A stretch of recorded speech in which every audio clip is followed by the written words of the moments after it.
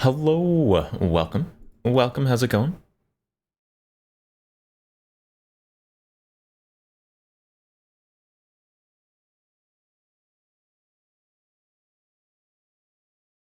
All right, let's start by saying hello. Saying hello to those who have arrived.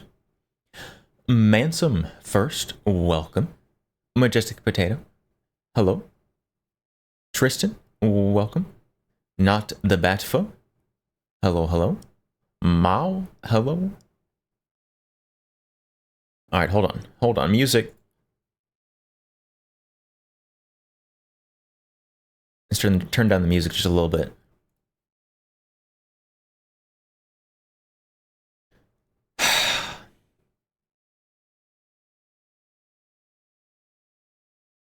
I don't know. I don't know how they done it. Silencer Central though.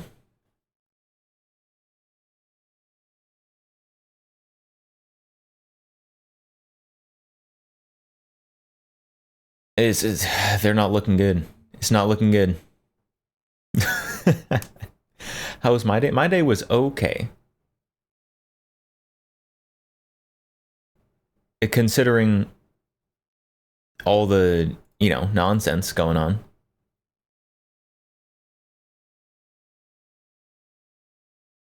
But I've been doing pretty okay. Been doing pretty okay. How about y'all? I hope everyone else has been doing well. It has only been like one day since we've seen each other.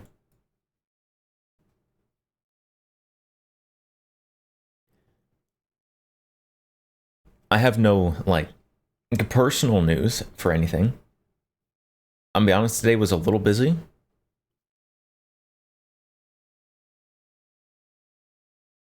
The guns on the table haven't even changed very much.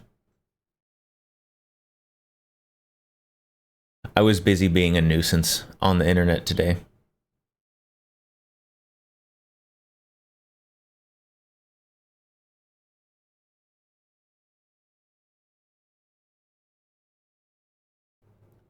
No can on CP33, and no can on the CP33 today.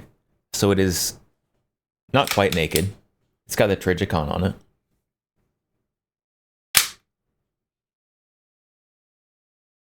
It's still a cool looking gun, even without suppressor.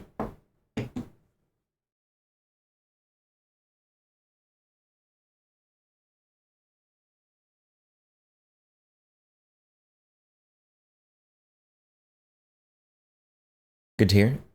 Made banger beef stew in pressure cooker and got fresh Italian bread to go with it. Very nice. That sounds good. I had simple, just like ham and eggs for dinner. Space gun, a blaster for the uncivilized. Since when do uncivilized people have space blasters?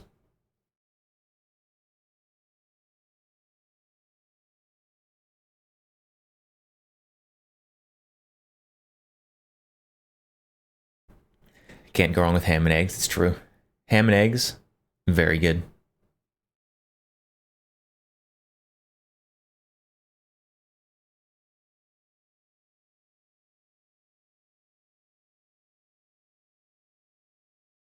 Because Jedi, Jedi,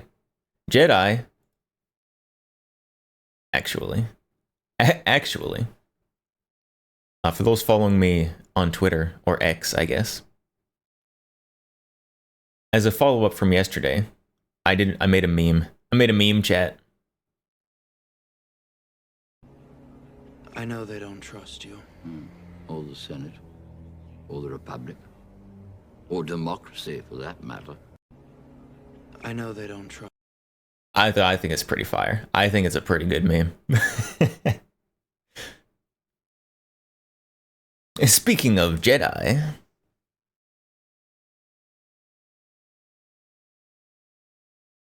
yeah, Silencer Central is at it. At it again.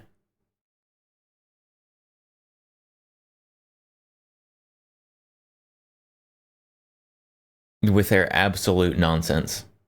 With their absolute nonsense.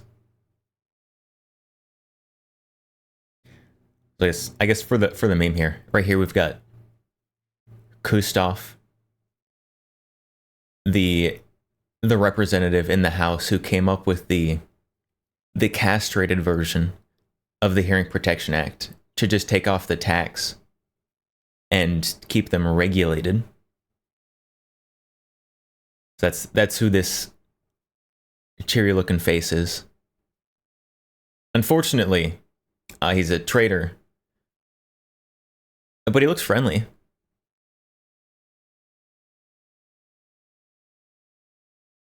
So that's who this is right here.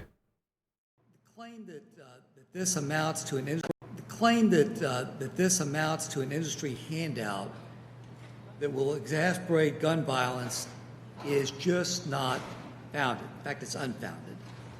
Yeah, On the true. contrary, this provision is an important first step towards correcting an unjust, outdated law that has infringed on Americans' fundamental constitutional rights since it was enacted in 1934, almost 90 years ago, and signed into law by President Franklin Roosevelt as the National Firearm Act. Freaking Roosevelt. This law imposed a variety of new regulations, including registration, fingerprinting, photographs, and a $200 excise tax on the purchase of specific firearms and Keep all that in mind. Photographs, Fingerprinting, and photographs. a $200 excise There's also the notification of law enforcement officer, the paperwork, the wait time, which now is much shorter than it used to be. tax on the purchase of specific firearms and firearms accessories, such as firearms sound suppressors. So let's be clear for the record. There are numerous problems with the National Firearms Act, most notably the unconstitutional nature of the restrictions placed on the exercise of a fundamental constitutional right by law-abiding Americans. Okay, right there, right? He said it. He said it. He said it. It infringes on the fundamental constitutional right. Right by law-abiding Americans. You should not have to register your firearms, firearm accessories, or pay the federal government. You should not have to register your stuff to exercise your Second Amendment rights. But he said all that. He said all that stuff with his face hole.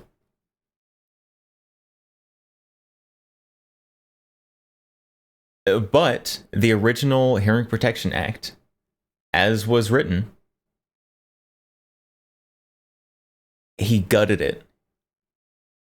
This guy took the Hearing Protection Act and took out all the things that would make it so it didn't, or he took out all the things that would make it so you wouldn't have to register suppressors, and only cut down the tax. Which, is that better than literally nothing? Maybe. This guy gave this whole speech about how the registration was unconstitutional, but then keeps in the registration? Okay, David.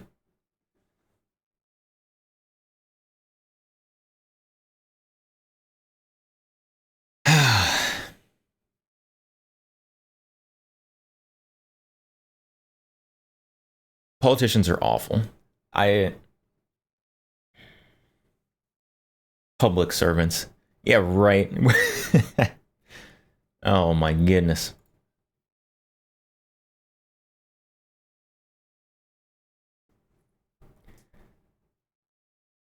Yeah, so that's this Kustov guy. Kustov? I don't know how it's pronounced, honestly. He got featured. He got featured in my meme that has now been seen by tens of people.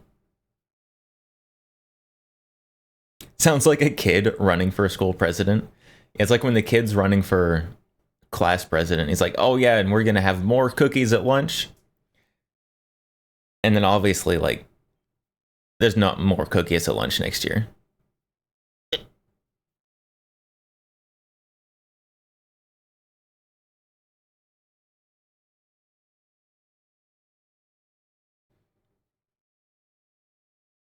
I mean, that is not.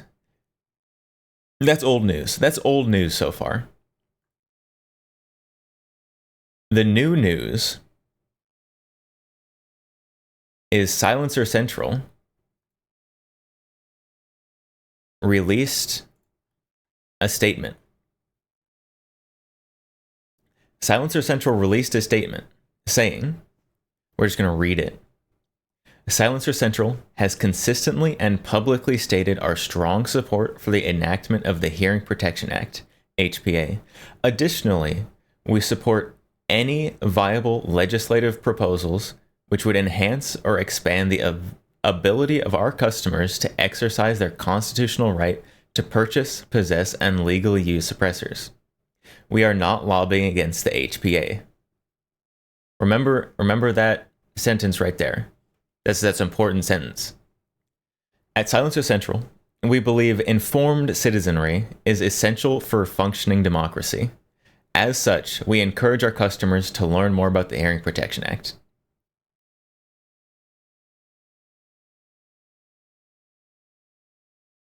And this is the link.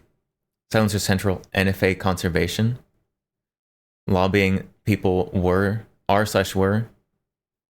incorrectly claiming as proof, by the way. All right, well, we'll look at that. We'll look at that in just a second. And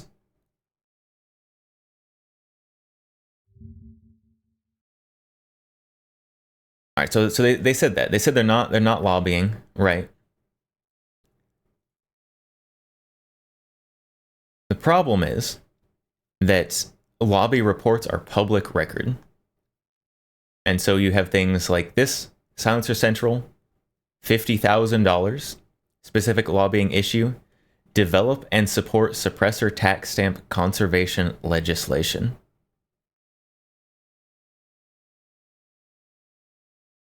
The lobbying was for the Tax Stamp Revenue Transfer for Wildlife and Recreation Act. Hold on. We'll get there. We'll get there in just a second.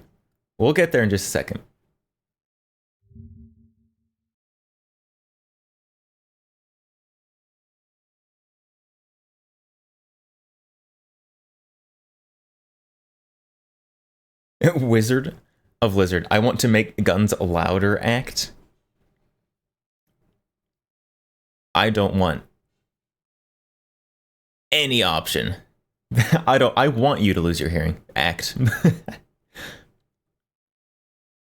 Okay, so not the BATFA. So we've got the Silencer Central press release.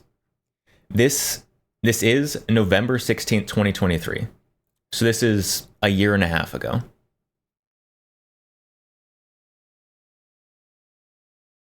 This press release is a year and a half old.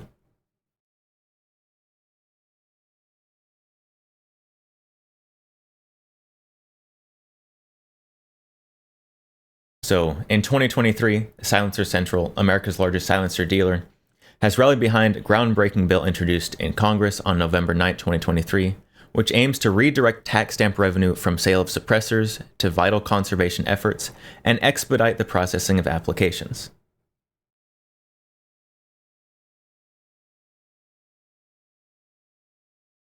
So that year and a half ago.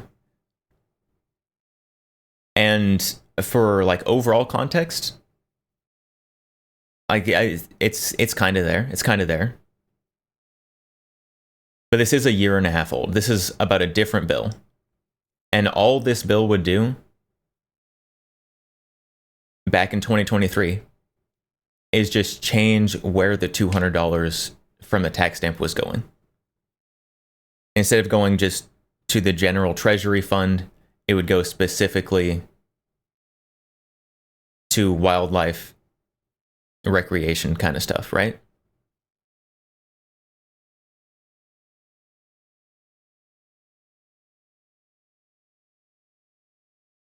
Year and a half old. the thing is,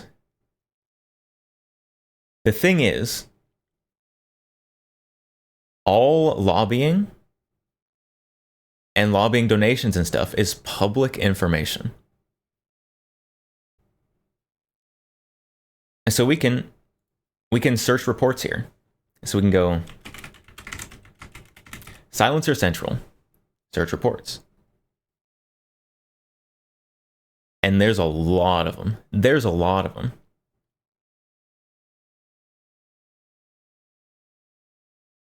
And we can open up open up a bunch of these.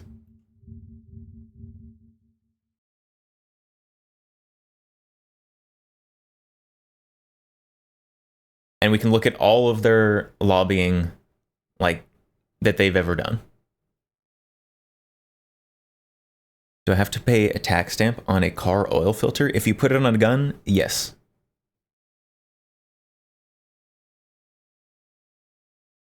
I think you can use HSA for silencers.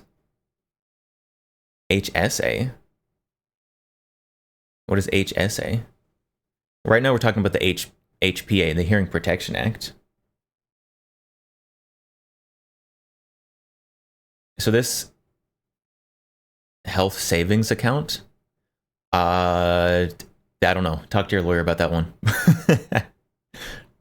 So this one, 2023, lobbying issues. Support legal access for firearms, supporting funding for shooting ranges. Okay. Support access for firearms. Sounds good. Year 2022, Q3. Support sound suppressor policies. Very vague, but support sound suppressor policies of some kind. We don't know which policies those are. 2022, support sound suppressor policies. Also wildly vague. This is probably, I'm just guessing this is 2022. Probably reducing the cost of tax stamps or changing where the money's going from tax stamps, because that's what that old press release was that we saw. 2022, support sound suppressor policies. 2024,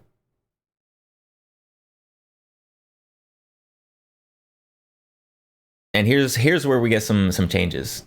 Develop and support suppressor tax stamp conservation legislation.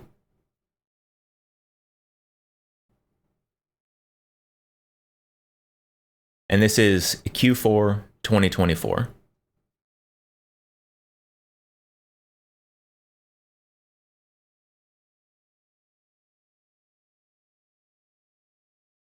Develop, support suppressor tax stamp conservation.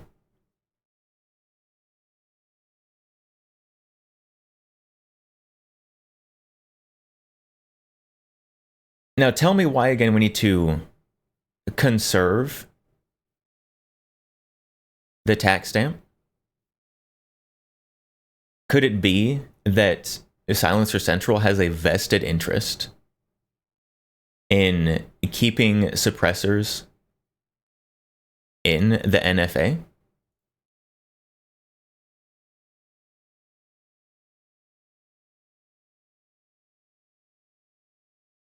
Well, yes.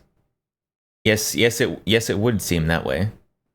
Because, well, I forgot to pull this up.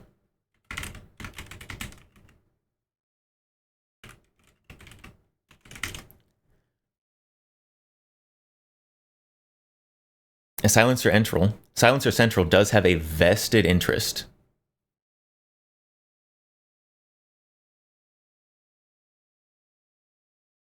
in keeping suppressors in the NFA. Because Silencer Central will ship them straight to your door. Because of how the NFA process works. How does it help their business? That helps their business because, as far as I know, no one else does this. And no one else will deliver the suppressor straight to your home.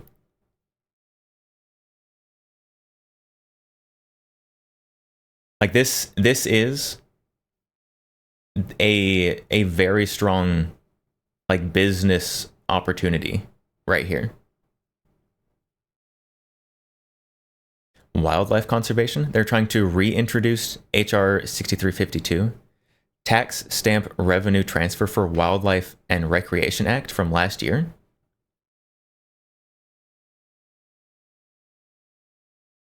And I'm sure they are. I'm sure they are supporting that.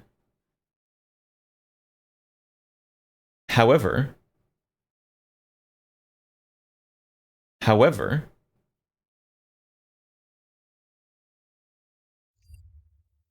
the wording changed from 2023 when they actually came out and publicly stated that they were working towards that. The wording changed in their lobbying report. The old lobbying reports from the time where they were pushing for that really hard last time, the old lobbying reports support sound suppressor policies. Keep in mind, this is the time when they were working. Oh, where'd it go? There it is. That is this. Those are the releases from this time.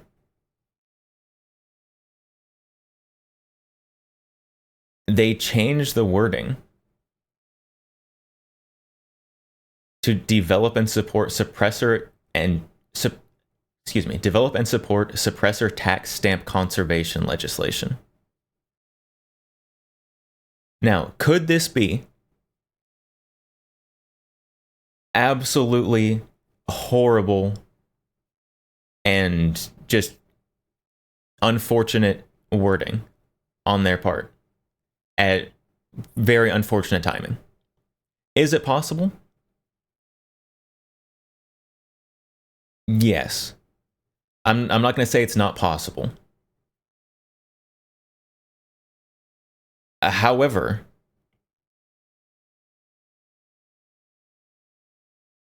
it seems very unlikely. Because they're working with this guy who specifically proposed to keep suppressors in the NFA and only reduce the tax stamp cost for suppressors.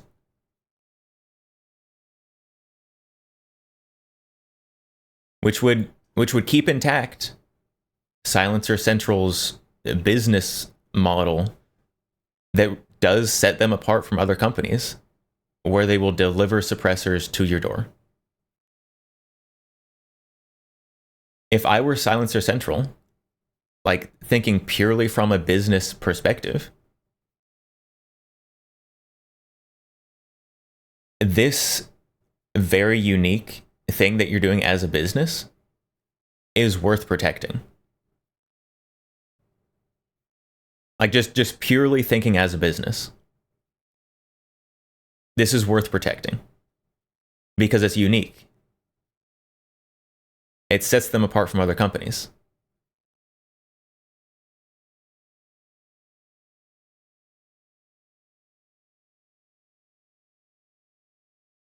The problem is that in order to keep this, they need suppressors in the NFA still. When suppressors are no longer in the NFA, this doesn't work anymore. We got ads.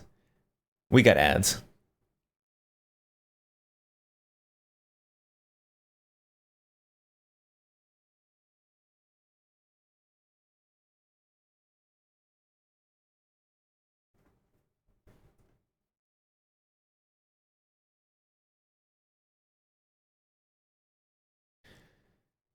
guess I don't.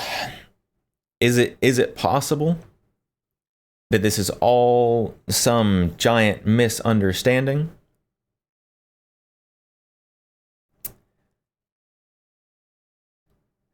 I guess it's possible. It's possible that this is all a giant misunderstanding.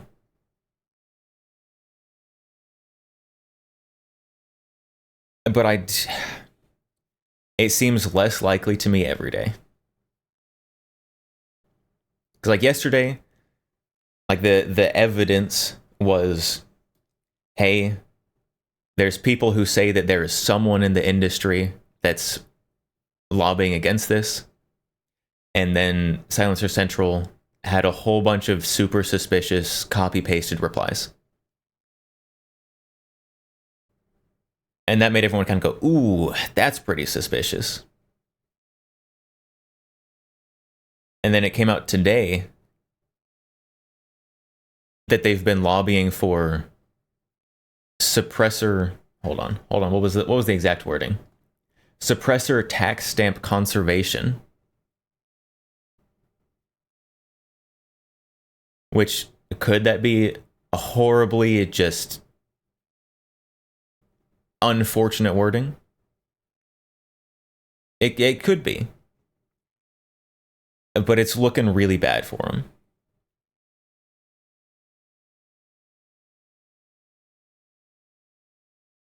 We have a video, though. We have a video.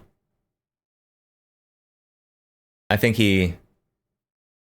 We'll watch the video. Kind of video today. There's whispers in Washington, D.C. of a company within our community, a Second Amendment related company that is actively lobbying against the Hearing Protection Act. They were doing this, again, this is what I'm being told, okay? Yeah, so this is what we heard previous to today. Like the last couple weeks, if you've been paying attention, I talked about it yesterday. The last couple weeks, there have been reports that a mystery company who's really big in the firearms industry has been lobbying against removing suppressors from the NFA. Like, the people have been saying that reliable sources say that that some mystery company, undisclosed, is working against the Hearing Protection Act, specifically working against having them removed from the NFA. Interesting. That Capital Army could do that as well. Or do they do it through Silencer Central? I don't know. I don't know Capital Armory. Shipping, you mean?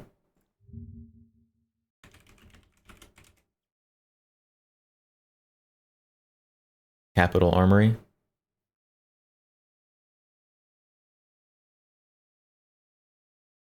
Let's see. Capital Armory buying suppressor online.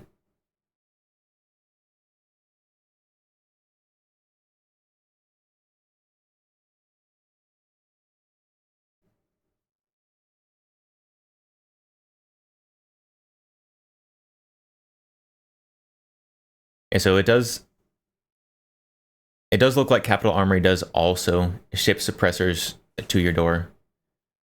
Capital Armory is a much smaller company. Capital Armory is very small compared to Silencer Central. So I guess there is someone else who does it as well. That you're correct.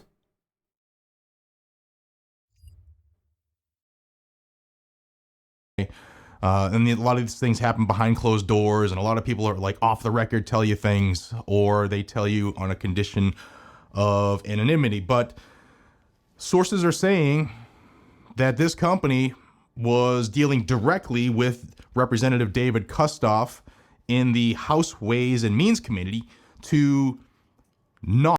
And Kustoff was the guy who gutted the Hearing Protection Act to only change the cost of the tax stamp, but keep it in the NFA. Not take suppressors out of the NFA. Totally cool with removing the $200 tax stamp, putting it down to zero, but keeping them on the NFA, which is angering gun owners across the country. This is the closest we've come in my generation in 49 and 3/4 years of ever getting suppressors off of the NFA, to start to dismantle the NFA piece by piece. Yes, I'm frustrated just like you are that the Short Act didn't make it through. More to come on that later.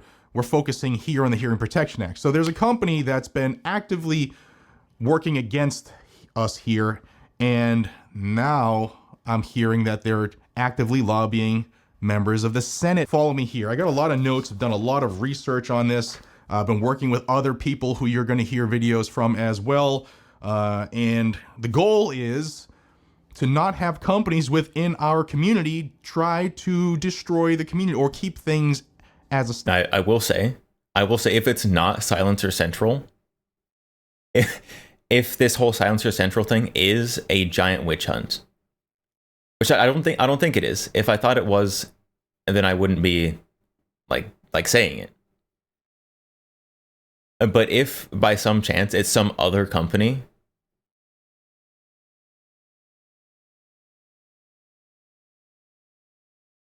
that company is very grateful to Silencer Central, and also probably terrified of what happens if/when they get discovered.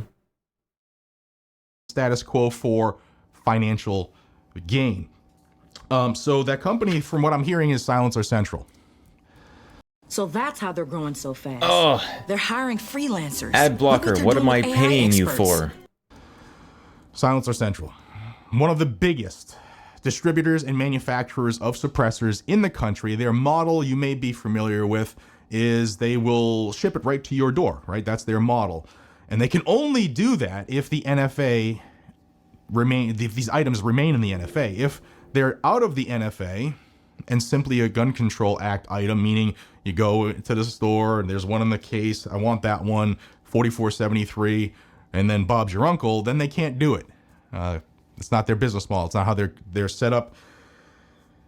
And it's frustrating, right? And before I go too far down and get off my soapbox here, I'm going to thank a company. So Silencer Central, it does have the motive. They have motive to keep suppressors in the NFA. You pay? No, I don't pay for ad block.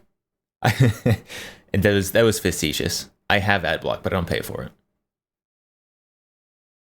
That I know stands for freedom and fights the ATF with their own dollars, and that's CMMG. Boonville, Missouri. They make phenomenal things that I can't even say because of how a communist like this platform is here. But they have supported this channel for years. They have been supportive of my CMMG, family. many other companies. That means a lot to me. And a the huge owners amount of have, companies, like I said, honestly, taken money out of their pockets, have and sued signed the on ATF various for the pistol letters brace rule. So CMMG in Boonville, Missouri, thank supporting you for your support. removing Can't do it suppressors from the without you. NFA. And I love that you have code GNG10. It's awesome. So, excuse me. Back to this. So what's the process now? People don't really understand this process. House Ways and Means Committee. They have passed this budget bill. It's the big beautiful bill that you heard Trump say all the time, and there's good things in this bill. There's phenomenal things. There's some nice like alliteration. No tax on overtime. Big beautiful bill. No tax on tips and the like. It's really good tax fixes, I guess, for us as a nation. But there's one thing in there that we could have had, and the Republicans have gone in and just, I'll say it, they fucked it up. So David Kustoff, It's true. West Tennessee Republican, and he's on his warpath now trying to save his name. I'm a pro-gun Republican, have been from the start, and I don't want these things in the NFA, but I had the chance to, and I screwed it up. And the word is because of these certain people were in his ear, and Silencer Central is what I'm hearing. Now, this is allegedly what they've done. They've allegedly gone through and actively lobbied against this. Now, speaking of lobbying, we did a lot of homework and saw some of the things that Silencer Central has been lobbying for, because these are all things that you have to report federally and go on the Senate's website. Public you can record. See how people lobby. It's their lobbying disclosure acts. And some of these things, I'll say up front, may be associated with the Pittman-Robertson Act, which is where money goes from NFA items and the excise tax on guns and ammo and is used on wildlife conservation and the like. So I don't know if these have anything to do with it, but I'm just going to say what they are because it's just odd, the timing of them. On January 14th, It is very odd. 2025, Silencer Central paid $50,000 to lobby for the specific lobbying thing was, the issue is to, quote, develop and support suppressor tax stamp conservation legislation. It's kind of vague. That's all it says. But the way it says it is kind of odd, right? It's very suspicious wording. Tax stamp conservation legislation. Are they conserving the tax stamp, or is it for conservation of wildlife, etc.? Don't know. But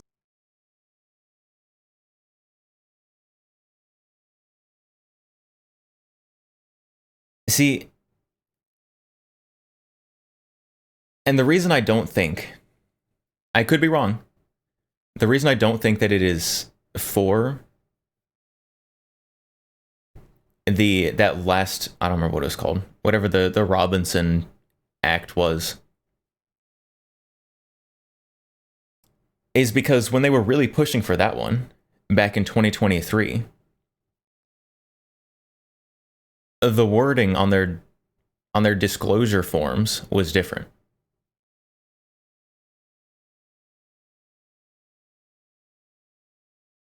So it seems a little strange that the wording is different now. And they were working with the senator who pushed to keep them in the NFA. I don't know. they hired the Natural Resource Results LLC firm to do that. And going down that rabbit hole, they do a lot of stuff with other wildlife conservation companies who pay them to lobby on Capitol Hill. So that may also, as someone who is, what senator one is again? Kustoff, Kustoff, Kustoff from Tennessee. And the lobbying group that they did it through. So that may be pay them to lobby on Capitol Hill. So that may be Who was LLC firm to do that. And going down that rabbit hole, they do a lot of stuff with other wildlife conservation companies. So a lobbying organization that works with a lot of wildlife conservation companies, people who would directly benefit from keeping these things in the NFA and having the funding from the tax stamps going to them. A lot of people who would benefit from keeping these things in the NFA. Companies who pay them to lobby on Capitol Hill. So that may be just something good. But again, the timing's odd. On January 14th, 2025, $50K. The very next day, HR 404 was submitted in the House. It was introduced by, we all know, Ben Klein, and that was the following day. So just the timing. They're lobbying for that tax stamp conservation legislation. Next day, the bill to remove suppressors from the NFA and destroy the tax stamp is submitted. Could just be circumstantial timing, whatever. But then 4-4, I just pull a couple of these. There's a lot of them. Like on April 14th of 25, Silencer Central hired, again, Natural Resource Results LLC, dropped another $50K to, the lobbying issue on this one was support protection of firearm noise reduction commerce. It sounds like They want to conserve and Conserve protect the commerce. their business model. Firearms, noise protection, that's a suppressor. Commerce, that's sale. Don't know, but another $50K on April 14th. And Silencer Central definitely would be concerned about protecting their commerce. That's very true. They would lose that commerce if they were removed from the NFA. 14th. Is this the reason that they're allegedly lobbying or in the House, or did lobby in the House to keep items on the NFA, and now lobbying the Senate because this is going to the Senate Ways and Means Committee shortly, maybe in about a week, to get in front of this bill and have them on the same mindset to like, no, we don't want this to get off the NFA, because word is the representatives and the senators are watching what we're doing, the reaction that we've had, and how we're lighting up the phone calls, lighting up X, Twitter, that's been huge, and letting them know you screwed up. Like, this is not what we want. We want the Hearing Protection Act. And you even have some representatives and some senators who have gone out on the ledge saying this is wrong, this needs to come off the NFA, this is a violation of the Second Amendment. So It's true. There been a lot of people who have been upset, not specifically about Silencer Central, although that is one of the things people are upset about. A lot of people are very upset that suppressors are still going to be in the NFA, and that they only cut down the tax stamp cost. I said yesterday that I would be calling my representative today, and I tried and got an answering machine.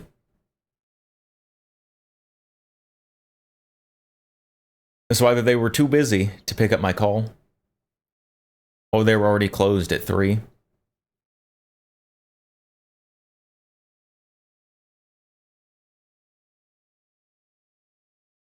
If you're closing at 3 seems a little early, so I'm going to assume they were too busy. they see this stuff, because when they feel the heat, they see the light.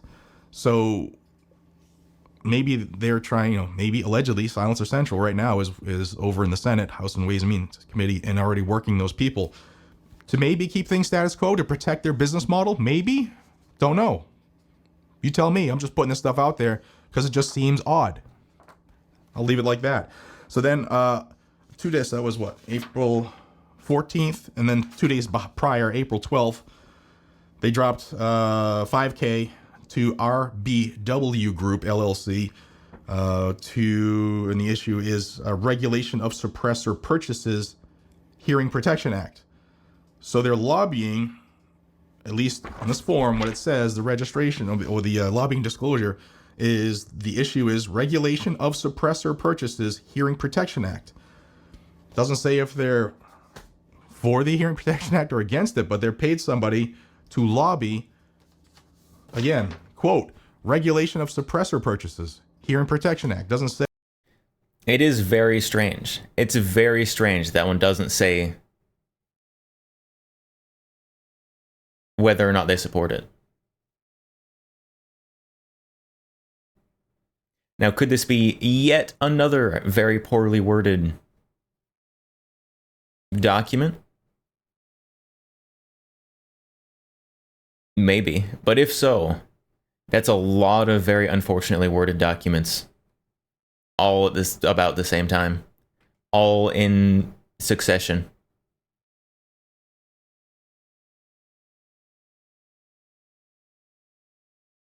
Say removal of suppressors from the NFA.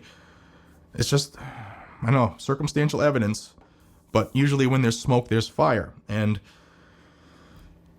it's just odd that we have companies or people in the industry who represent, being a Second Amendment advocate for decades, or their company, Second Amendment strong, fighting to keep one of the worst infringements we've ever had, the National Firearms Act, keep it alive.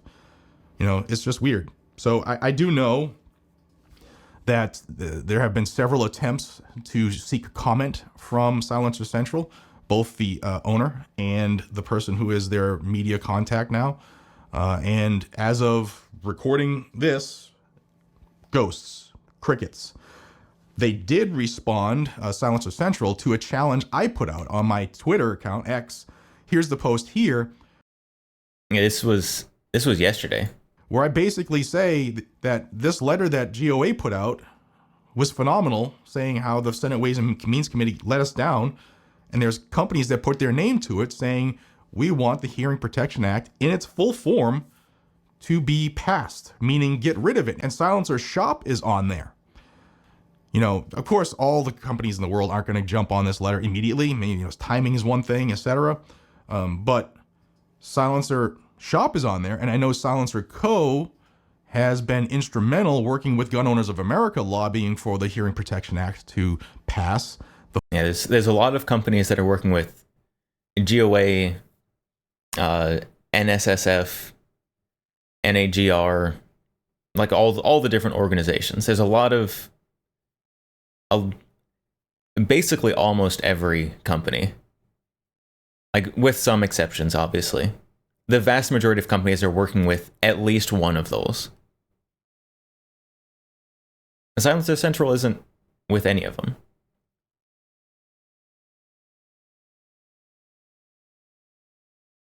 Which, again, by itself, doesn't mean anything. But it's more suspicion. The full version of it, including Section 2, which is removing suppressors from the NFA. I'd like to see more people on that. That's what it was. And I said, you know, feel free to tag your favorite can company so that they can come on here and respond to how they feel about this. And here's the quote from... I'll let them read the quote first. They said, quote, as the nation's largest online retailer of suppressors, we're also one of the largest manufacturers. Our commitment to our customers is unwavering, and we support any effort that reduces barriers to make suppressor ownership more accessible.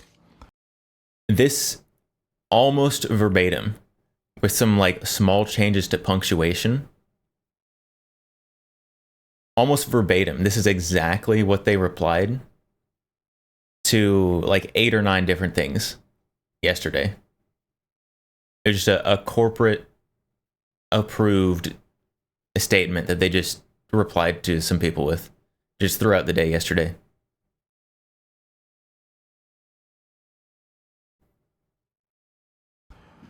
So that's kind of vague, right? More accessible, meaning you don't have to pay the extra $200, but are they actively lobbying to keep their business model alive? That's what we need to know, and I'm hoping. And from a business perspective, like if you throw out like constitutionality and Second Amendment and wanting the same things as your customers, just like purely like from a business perspective, purely wanting to protect your business, lobbying against removing suppressors from the NFA makes a lot of sense. Because as soon as suppressors aren't in the NFA, one of the big like draws of people to their business is having suppressors shipped to your door. You don't have to go anywhere. You do everything online and they ship it to your door. That's a huge part of their business model. And if suppressors aren't in the NFA, they lose that.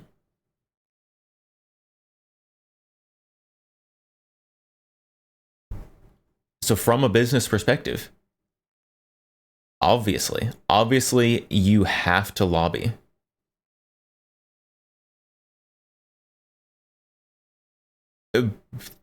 Even if I think it's disgusting, like from a business perspective, it makes a lot of sense.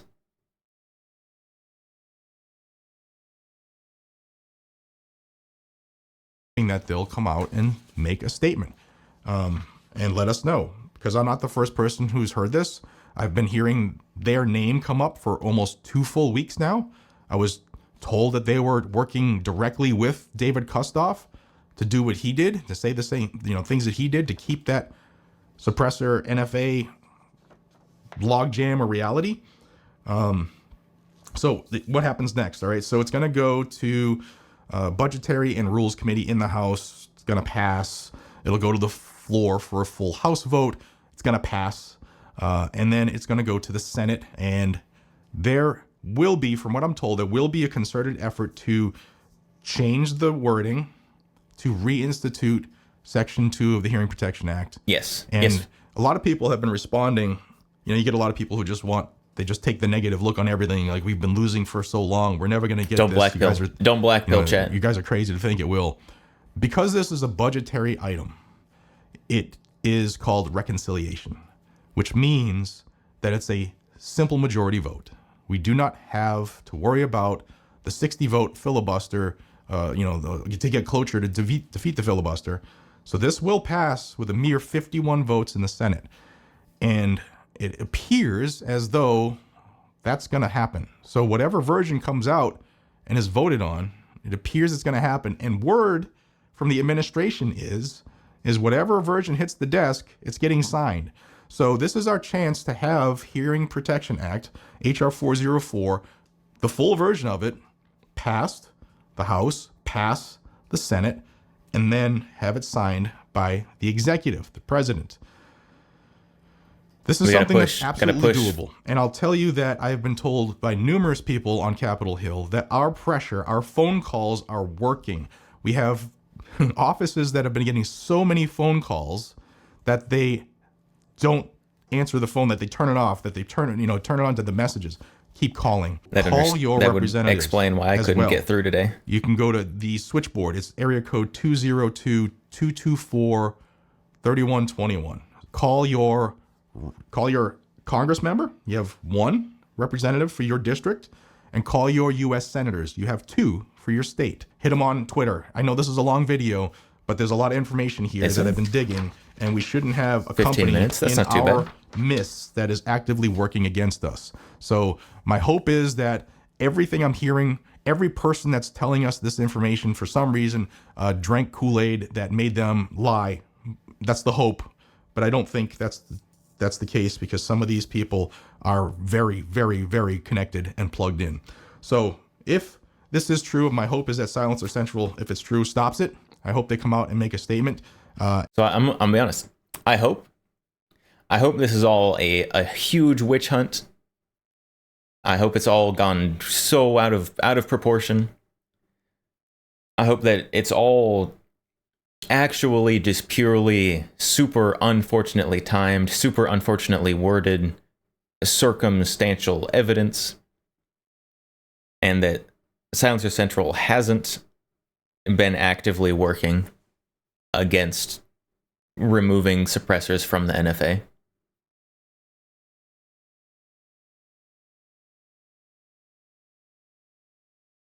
I hope all that's true, but I'm having a hard time believing it for sure.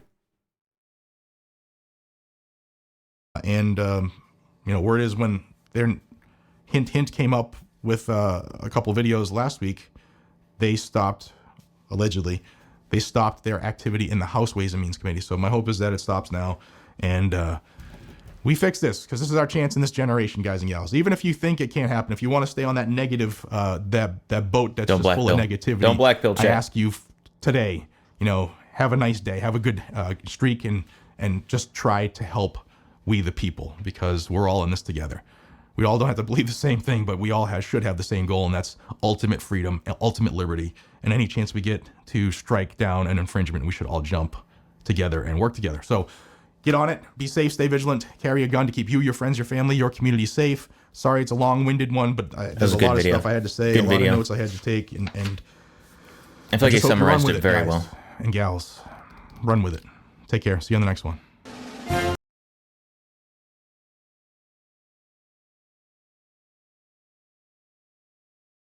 Ugh. Craziness. Insanity.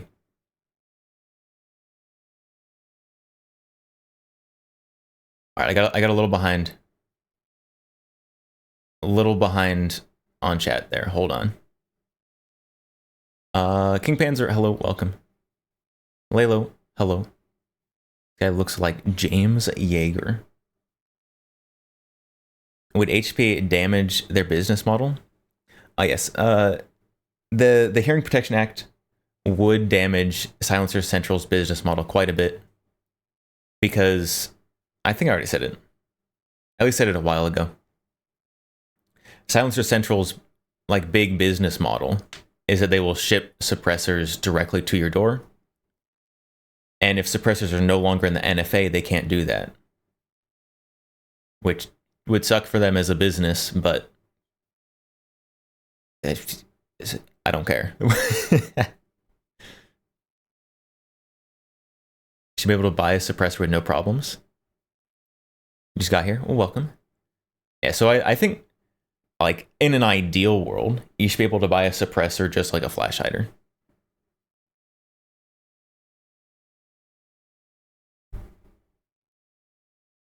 In an ideal world, there's a lot of things that would be different. But removing suppressors from the NFA would be a very good start. Basically just move it down the rung of regulation.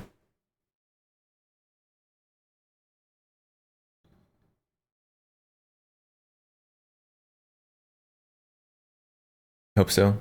Someone lobbied it out of the bill to begin with. It's true. There's someone up there lobbying against removing suppressors from the NFA. And if it's not Silencer Central, I don't know who it would be.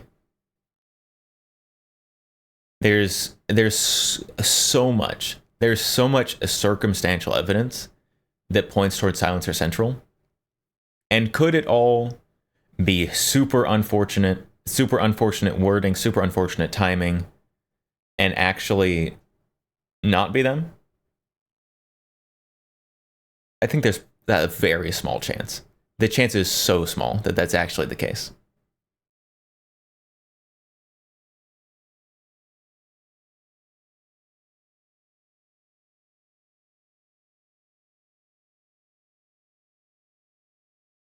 Can we talk about the Colt DOE replica? Like the PSA?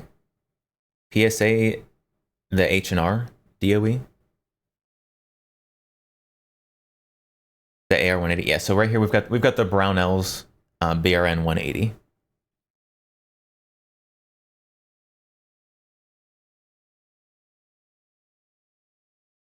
Let's see. G3 Matt, the Silencer Central Bubbas should be able to come up with something innovative to do great and wonderful things. I think, yeah. So while I think that Silencer Central does have a lot potentially to lose, should suppressors be removed from the NFA, I think Silencer Shop has more to lose. Because Silencer Shop, from what I've seen, it seems like they have spent a lot more money putting their Silencer Shop kiosks in gun stores literally all over the country. Like they've got their nice Silencer Shop kiosks where you can go and you can do your fingerprints. Like there in the store, you can do the whole NFA form. Makes it super easy, super streamlined. And the vast majority of NFA items those are used for are suppressors. I literally have the Silencer Shop app on my phone. Like I could be wrong, but I feel like Silencer Shop has more to lose than Silencer Central. But even Silencer Shop is signing on, being like, yeah, get these suppressors out of the NFA. not the BATFA, they would still sell way more silencers. The NFA process prevents so many people from buying, even with all the work they've done to simplify. Oh, yeah. So as a business, so we're going to talk purely right here, just like purely as business perspective. So as a business, taking suppressors out of the NFA and just treating them as regular firearms, you would sell just instantly so many suppressors.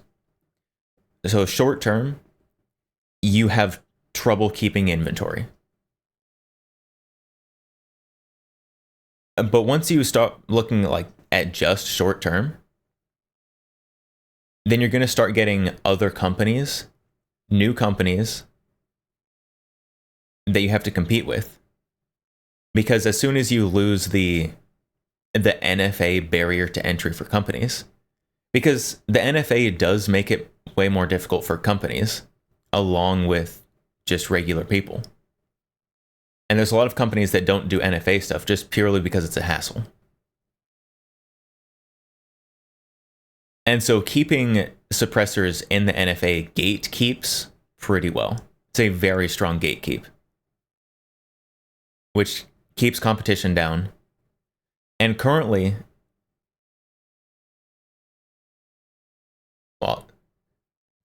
who was it who said that there was the other company? I don't remember what the other company was. Capital Armory. Capital Armory is the only other company that I know of, because I learned about them today that they do this, that'll ship suppressors to your door. And Capital Armory is way smaller than Silencer Central. So Silencer Central, while they don't have like a monopoly, they do have the strongest presence in terms of just shipping suppressors to your door. And they would lose that. So in the short term, Silencer Central blows out inventory. But in the long term, it's a lot harder. There's a lot more variables. And if you can keep the status quo, there's like, as a business, if you can keep the status quo, if you're doing well and you're growing, then why would you want to change the status quo?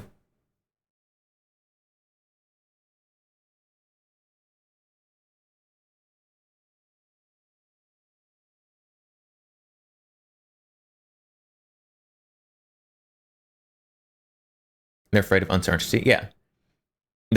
So the uncertainty is, it's not just for Silencer Central. It's more for Silencer Central because they lose a big part of their business model with the ship straight to house. But anyone who is currently producing suppressors has uncertainty with the passage of Hearing Protection Act, with the removal of suppressors from the NFA.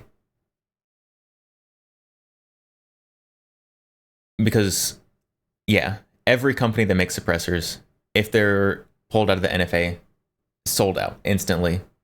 You won't find them anywhere. But very quickly, you're going to have a lot of new companies show up. You're going to have a lot of people making suppressors at home. You're going to have 80% suppressor kits. And all of that leads to a lot of uncertainty for any suppressor company.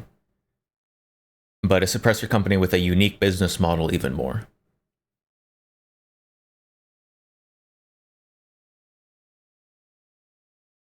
How does CMP ship rifles to your door if they aren't NFA? So you can get a Curio and Relic license. If you have a Curio and Relic FFL license, it's basically an individual license.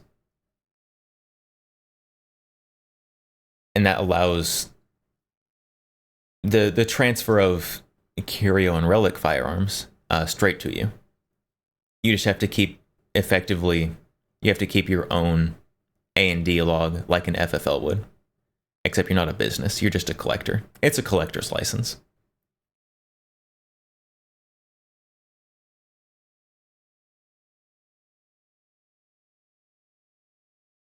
We got ads. We got ads. All right, so now we'll ramble. We'll ramble a little bit during the ads.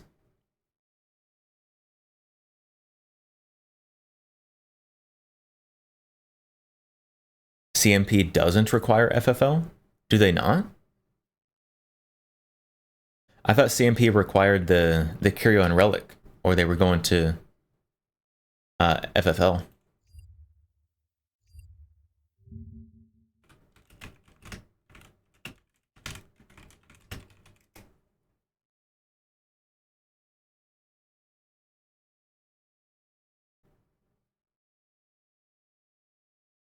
Let's see. Hold on.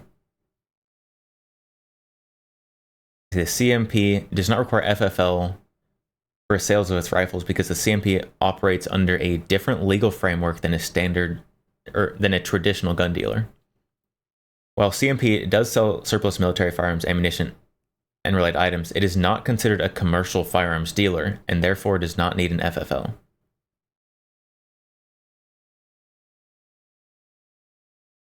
Oh, hold on. CMP still requires like an FFL to transfer to, though, right? Or is it just that they don't need it themselves?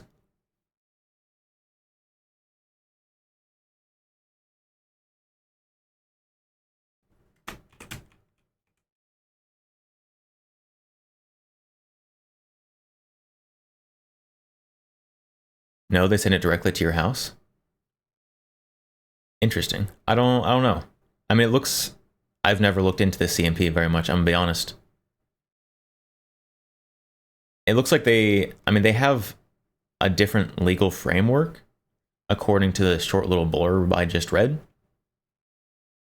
So they're not a commercial FFL dealer.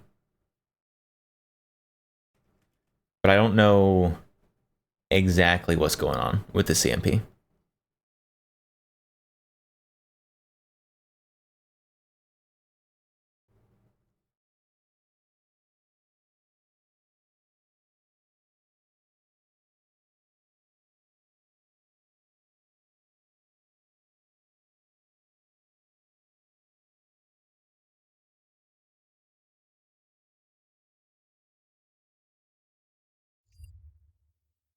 Yeah, no, I don't know. About the CMP, I don't know. They've got some funny illegal thing going on. That's all I know.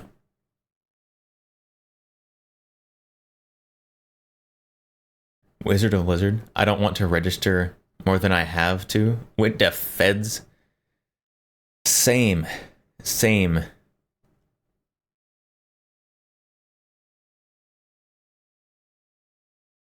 Also, honestly, I'm lazy. I am so lazy. I don't want to go through the ATF Form 4 or Form 1 process. Even if there is no $200, even if it's free, I don't want to do it. Because I'm lazy.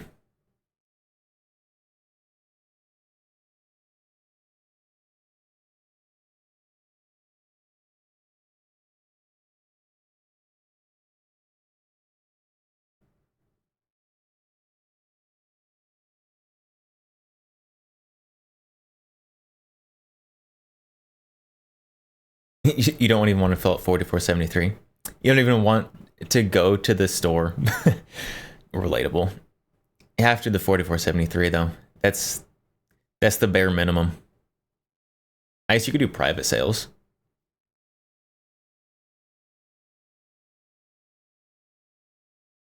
See, G3 Matt, competition should drive innovation. And I mean, you can see recently in the last couple years, as suppressors have grown in popularity a lot, there has been more competition and more innovation. So until very recently, like an additively manufactured suppressor was big no-no. Like those just like didn't exist. And if they did, they probably would explode because they'd be made out of cheap plastic. But you see a lot of companies, there are a lot of companies innovating with suppressors. You've got, you know, the 3D printing has opened up a whole new, like you can do all kinds of like funny geometry on the inside of suppressors. You've got a lot of companies, new companies who are doing suppressors who didn't used to. The one that comes to mind easily is Zastava. They've got their cool looking AK suppressor that's additively manufactured.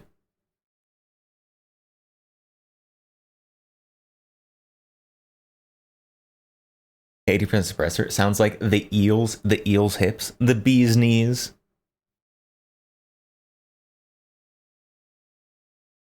I'm gonna be honest.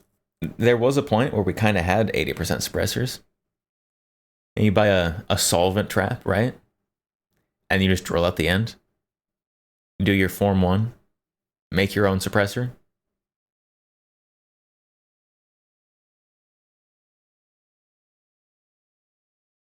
Hardware store parts. The garage special. I mean, it's super easy. It is super easy to build a suppressor. Like it's literally a tube with stuff in it.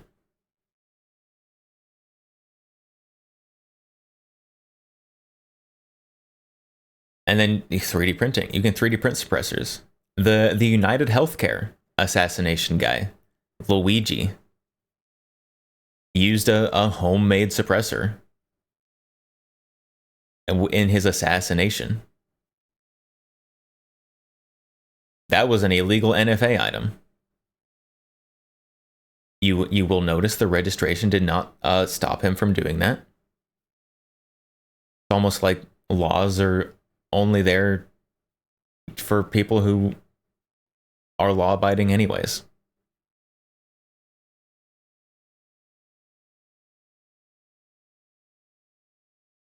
See, tube. Yeah, suppressors, the tube.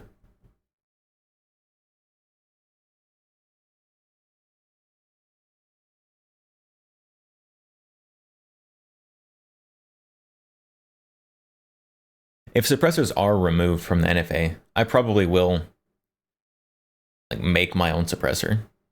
Just a absolutely just horrible, ridiculous like oil filter suppressor. Just because I think it'd be neat, but not an extra $200 neat, because it probably wouldn't last very long.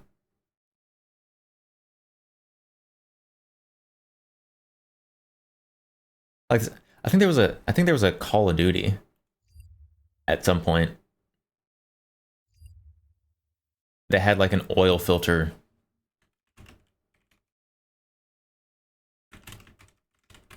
suppressor. The COD oil can suppressor. Modern Warfare. That thing. Look at that. Look at that. It was so large and awful. Made it so you couldn't see past your sights. But it was really funny.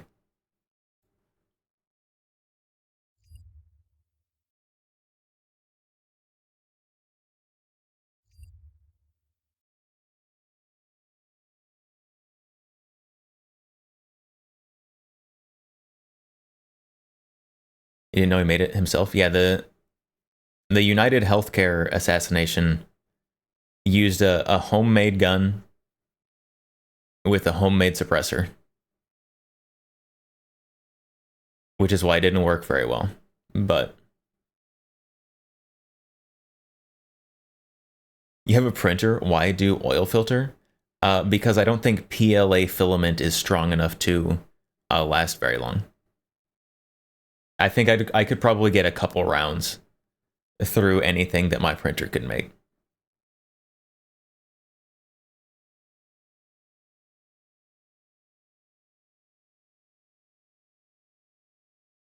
Night Fox, I've done Form 1.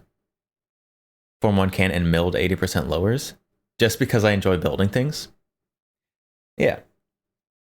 I mean, I have an 80% lower. It's just a paperweight. But I got it because I was like, hey, this would be a fun project. And then I realized I was hella lazy and haven't gotten to it yet.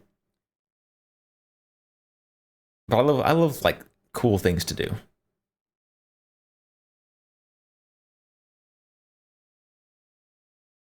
As long as there's no registration or fee, could be fun anyway too. Or anyway, Lamau. I don't know why I read two. That's true. That is true. If there's no registration or fee, I could like print like a meme suppressor that it wouldn't last very long. And it definitely wouldn't be worth paying $200 for. But I could print a meme suppressor out of cheap filament, be like, hee, look at this thing. Oh, whoops, it exploded. 3D printed Oshi suppressor. Yeah, but then you'd be blowing up your Oshi. Use it for display only.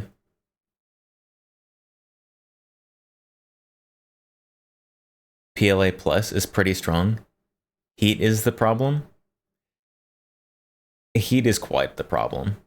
Especially since it would be containing literal explosions.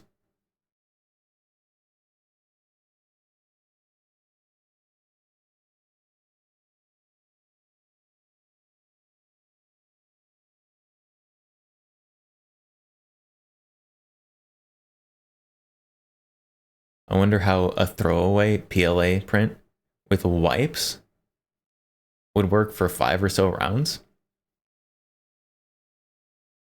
There's like the squishy, like rubbery kind of 3D print material.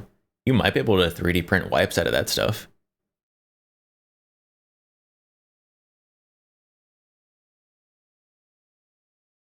See, that's if suppressors weren't regulated by the NFA, people could experiment with stuff like that. Like you could experiment with tube and fill it with like the like flexible rubbery like 3D printed wipes. Be like, hey, does this work? Nope. The thing exploded. Good thing I didn't spend $200 on that. It would open up so much room for particularly home builder like innovation. Fill it with Flex Seal. Flex Seal rings. Flex Seal wipes. Filled nylon works well, especially with carbon fiber or metal tube on the outside. The only material I've been able to successfully use on my 3D printer is PLA. My 3D printer doesn't maintain a high enough heat to be able to do nylons.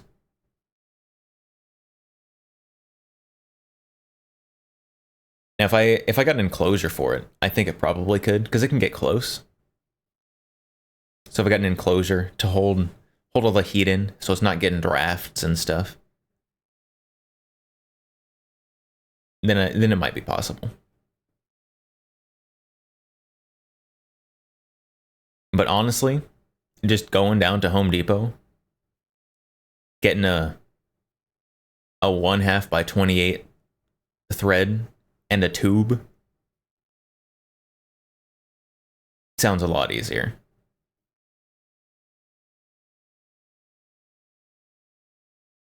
There's already a printed 22 can that accepts printed wipes.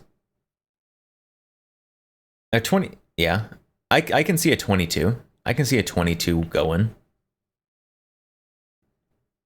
Said again, tube. The tube. We were talking about suppressors. It is a literal tube.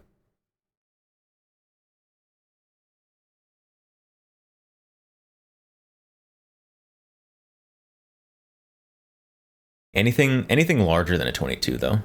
Even a 9mm 3D printed suppressor. I feel like you're going to run into problems pretty quick. And if you get up into like 556, 308, then you're going to be struggling 3D printed. He said it again. Tube? Why tube? Why tube?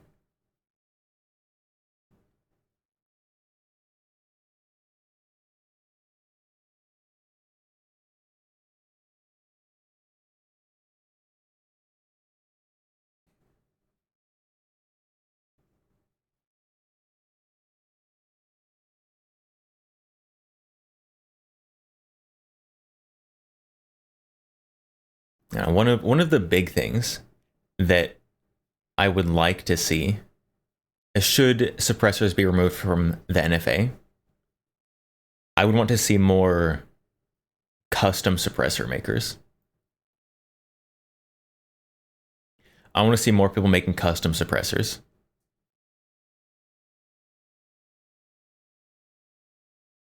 It's like you can have various, integral suppressors, like weirdly shaped suppressors that like fit under a handguard. So you can have like a thin suppressor under the handguard that like comes outside of the handguard and matches the handguard after that. Some cooler looking stuff. Cooler looking, maybe functional.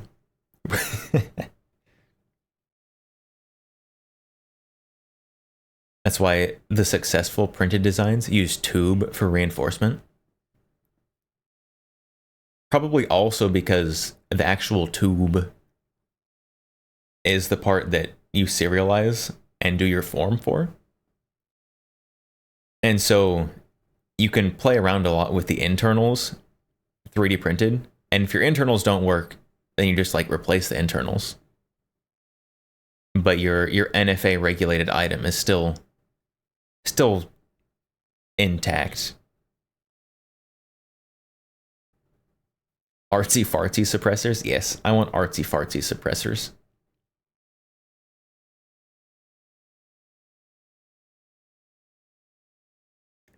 There's a specific gun I want an artsy suppressor for.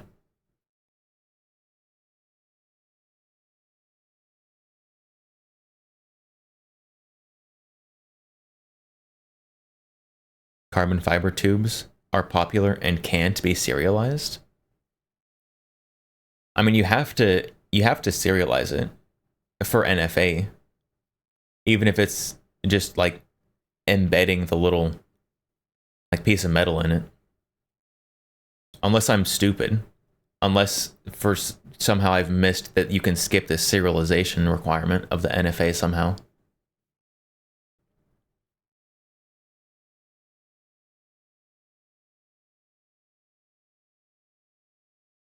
Tristan, baffle design is what I'm more interested in than tube. You can design your own baffles.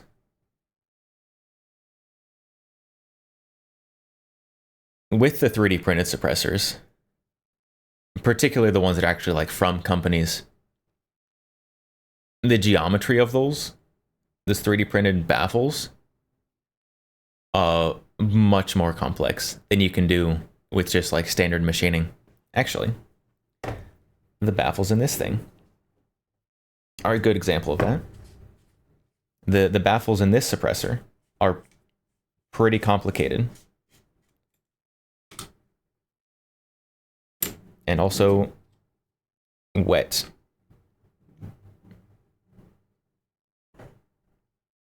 I forgot that I filled this with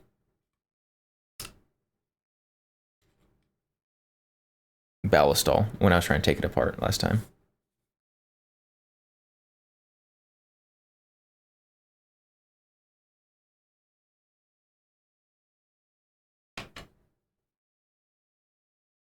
And so the baffles in this thing, zoom, are pretty complex shape. And they are additively manufactured. But they've got that, almost like a turbine kind of design on there. would be very difficult to do with just standard machining. Not impossible, don't get me wrong. That's a difficult shape to make with standard machining.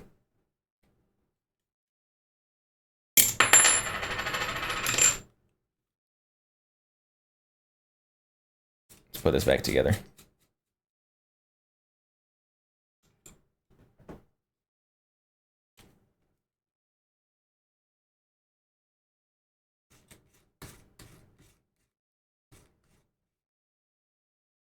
Doesn't SIG make a suppressor you can only make with additive manufacturing? Probably. There's probably more than one company out there that makes some strange shape that's literally only possible with additive manufacturing. It's probably some like Tesla valve like suppressor out there that's near impossible without 3D printing.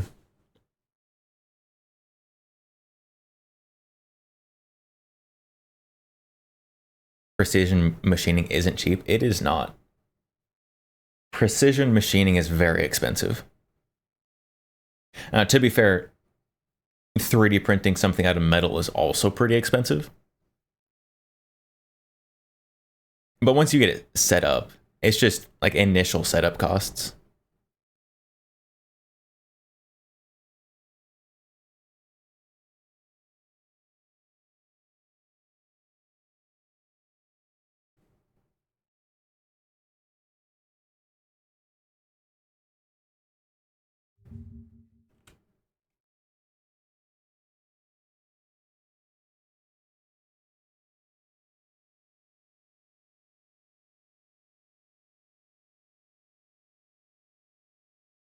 All right. All right, we're gonna... Done! We got a video. We need to watch. A more lighthearted video. These fools are printing titanium now, which is wild. Never imagined seeing some... Just wait till we can print diamond. We can print a diamond suppressor.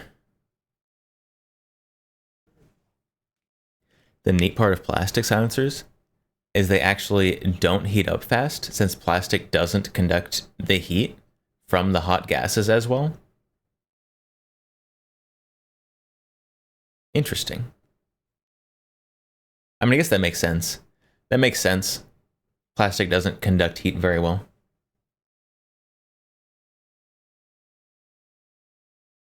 It's like a polymer suppressor with metal reinforcements could be pretty interesting.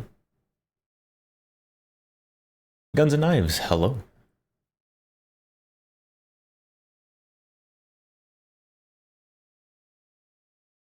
Yeah, polymer or plastic. The longevity isn't there though. Even if it doesn't heat up as fast, metal will last longer.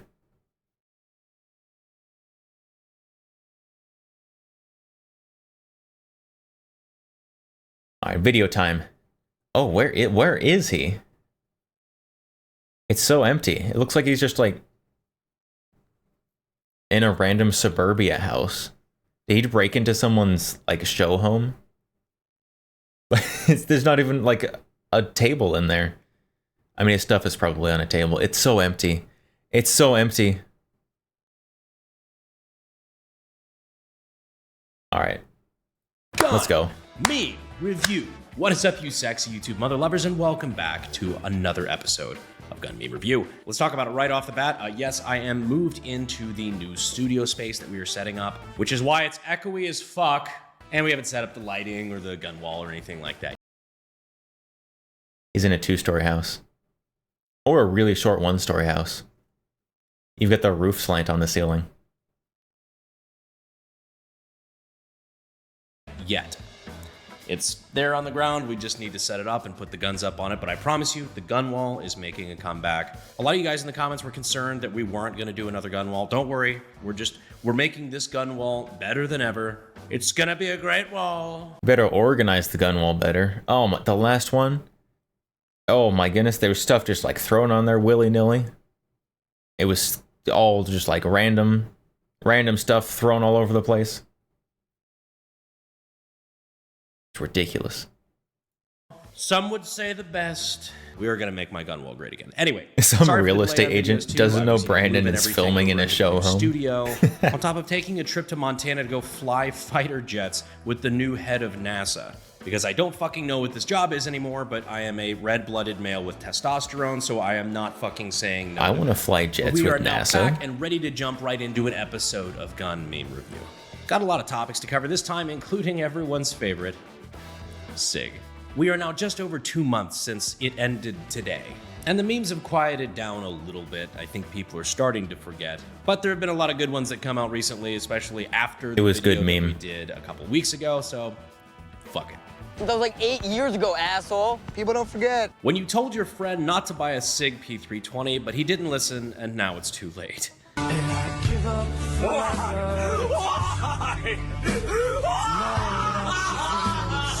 I know there are Oh, it's a people banger watching song. this video who work for SIG right now, and I just have to ask you, how big of a cutout of my face is on top of the dartboard in the PR department? How the 9mm in my P320's chamber looks at my dick and balls when I holster at the 1 o'clock position.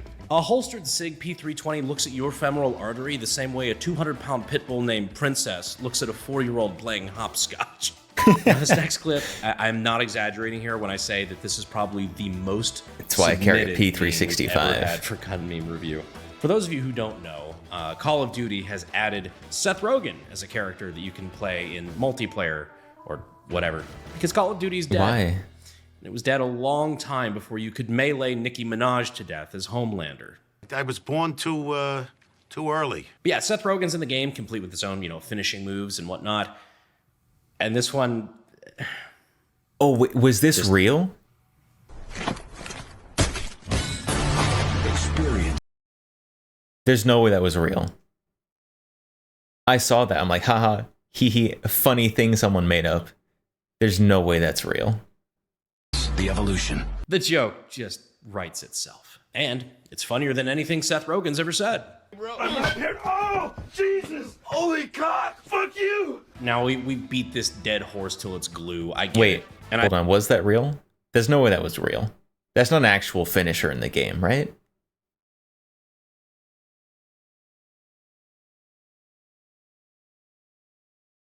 Right? Now I don't know anymore. I'd like to say that I could drop it. Now, I shouldn't have to tell you this, but freedom is disappearing fast. Freedom to protect yourself, live how you want, even to control your own money. Ads. The system's grip is tightening, and their favorite weapon? Debt. Specifically crippling Yo, what is crushing with the debt. If you're buried decorations in the credit background?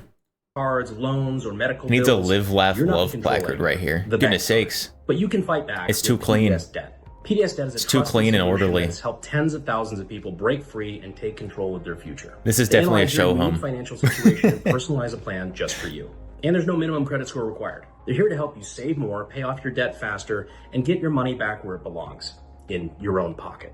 They're also A+ rated on the Better Business Bureau and have hundreds what of on earth is 5-star this? reviews. So you could be 30 Like seconds a away from circular starting the journey to vase be over here. debt-free. Get your free assessment and find the best option for you at pdsdebt.com. Live, laugh, love, lay down, suppressing fire. pdsdebt.com. That's a good one. Speaking of bad news for SIG, it's been alleged that some of their MIMD parts, which is metal injection molding, which is usually smaller components and stuff like that in firearms, some of them have been manufactured in India. Which, if you haven't picked up a newspaper recently, that would make you pretty normal. If you haven't looked at your racist Twitter feed, pretty unfucking cool at the moment. SIG using Indian-made parts. Fucking nuclear war. Yeah, if you weren't familiar, India and Pakistan are both nuclear powers. So SIG might want to start shopping around for some quotes pretty soon, but also a rivalry between two nuclear powers escalating to a hot war. It's a great Probably time not for a good memes. Oh, not good. I know, hot take, right? I've seen people sharing memes like, I wish Pakistan and India a very happy mutual destruction. And that, while admittedly very funny for memes, probably not the most well thought out take. That missile is targeted to the Giant's current position! Where's the Giant, Mansley? What? Oh. Just, for starters. Hopefully this conflict gets resolved peacefully, but at least I hope it doesn't escalate to a nuclear Man, conflict, why are 'cause that's, like, humans just a always out completely killing different each other? ordeal. Now, purely from a small arms technology They should knock standpoint, that off. this might be an interesting matchup, because you have the barefoot wizards of Khyber Pass and all.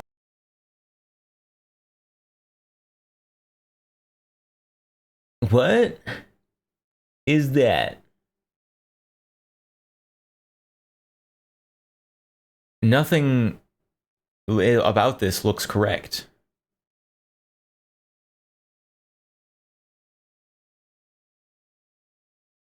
It's got a chonky magazine in it. Gun. No dust. It doesn't have a dust cover, but it looks like it's got some kind of bolt in it.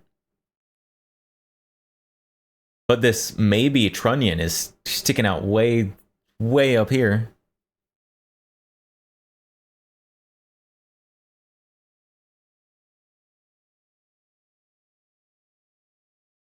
The M16 on the left is a good M16. I would buy that M16 right there. The dust cover carry handle.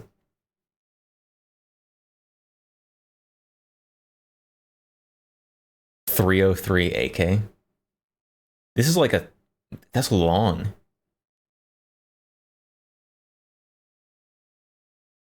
It's like a 7.62 by 54 AK or something. 300 Win Mag AK. I don't know. Something big.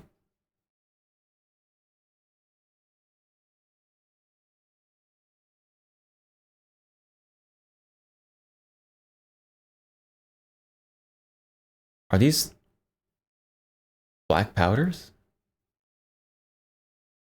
They're about to take the high seas with those ones.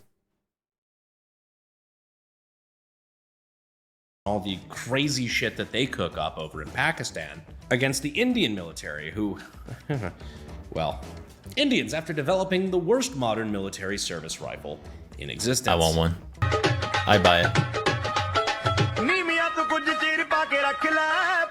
If you're not familiar with the INSAS is, it was India's attempt to develop their own combat, fighting rifle. Chambered in .556, and it borrowed quite a lot from the AK platform. In fact, in a lot of ways, it's basically India doing a shittier Galil. It is widely regarded as one of the worst combat weapon systems ever built. I mean, don't get me. I don't know. Britain did a pretty bad one. I don't know if you've heard of it. If we're gonna be, talking about the worst service rifles ever made.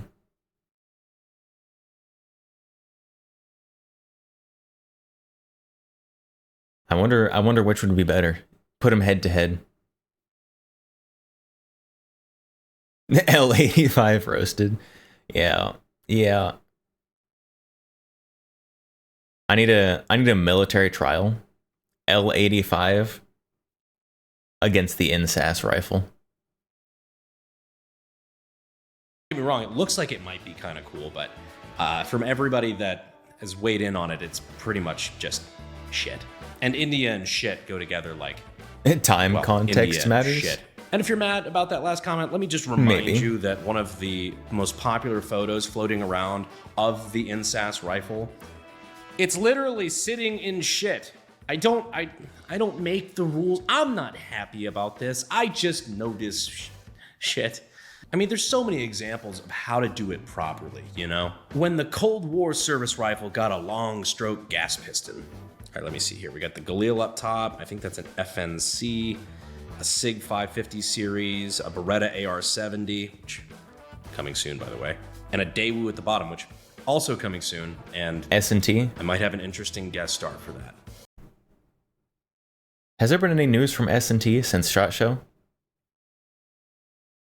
I haven't seen any. Hopefully they're still working.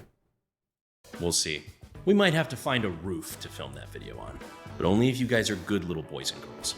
On today's episode of Brandon Figures Out Who in His Audience Has a Praise Kink, Chat, Now, I know who is lately it? on Gun Meme Who is Review, it? It's usually like one central theme, and then maybe we'll sprinkle in some just random gun memes here and there. This episode, we just have a bunch of fucking random gun memes that I've collected over the last few months that, I don't know, they bring me joy. So let's go back to the basics. Miscellaneous You and I, memes shall we? box. What makes Gun Meme Review Gun Meme Review?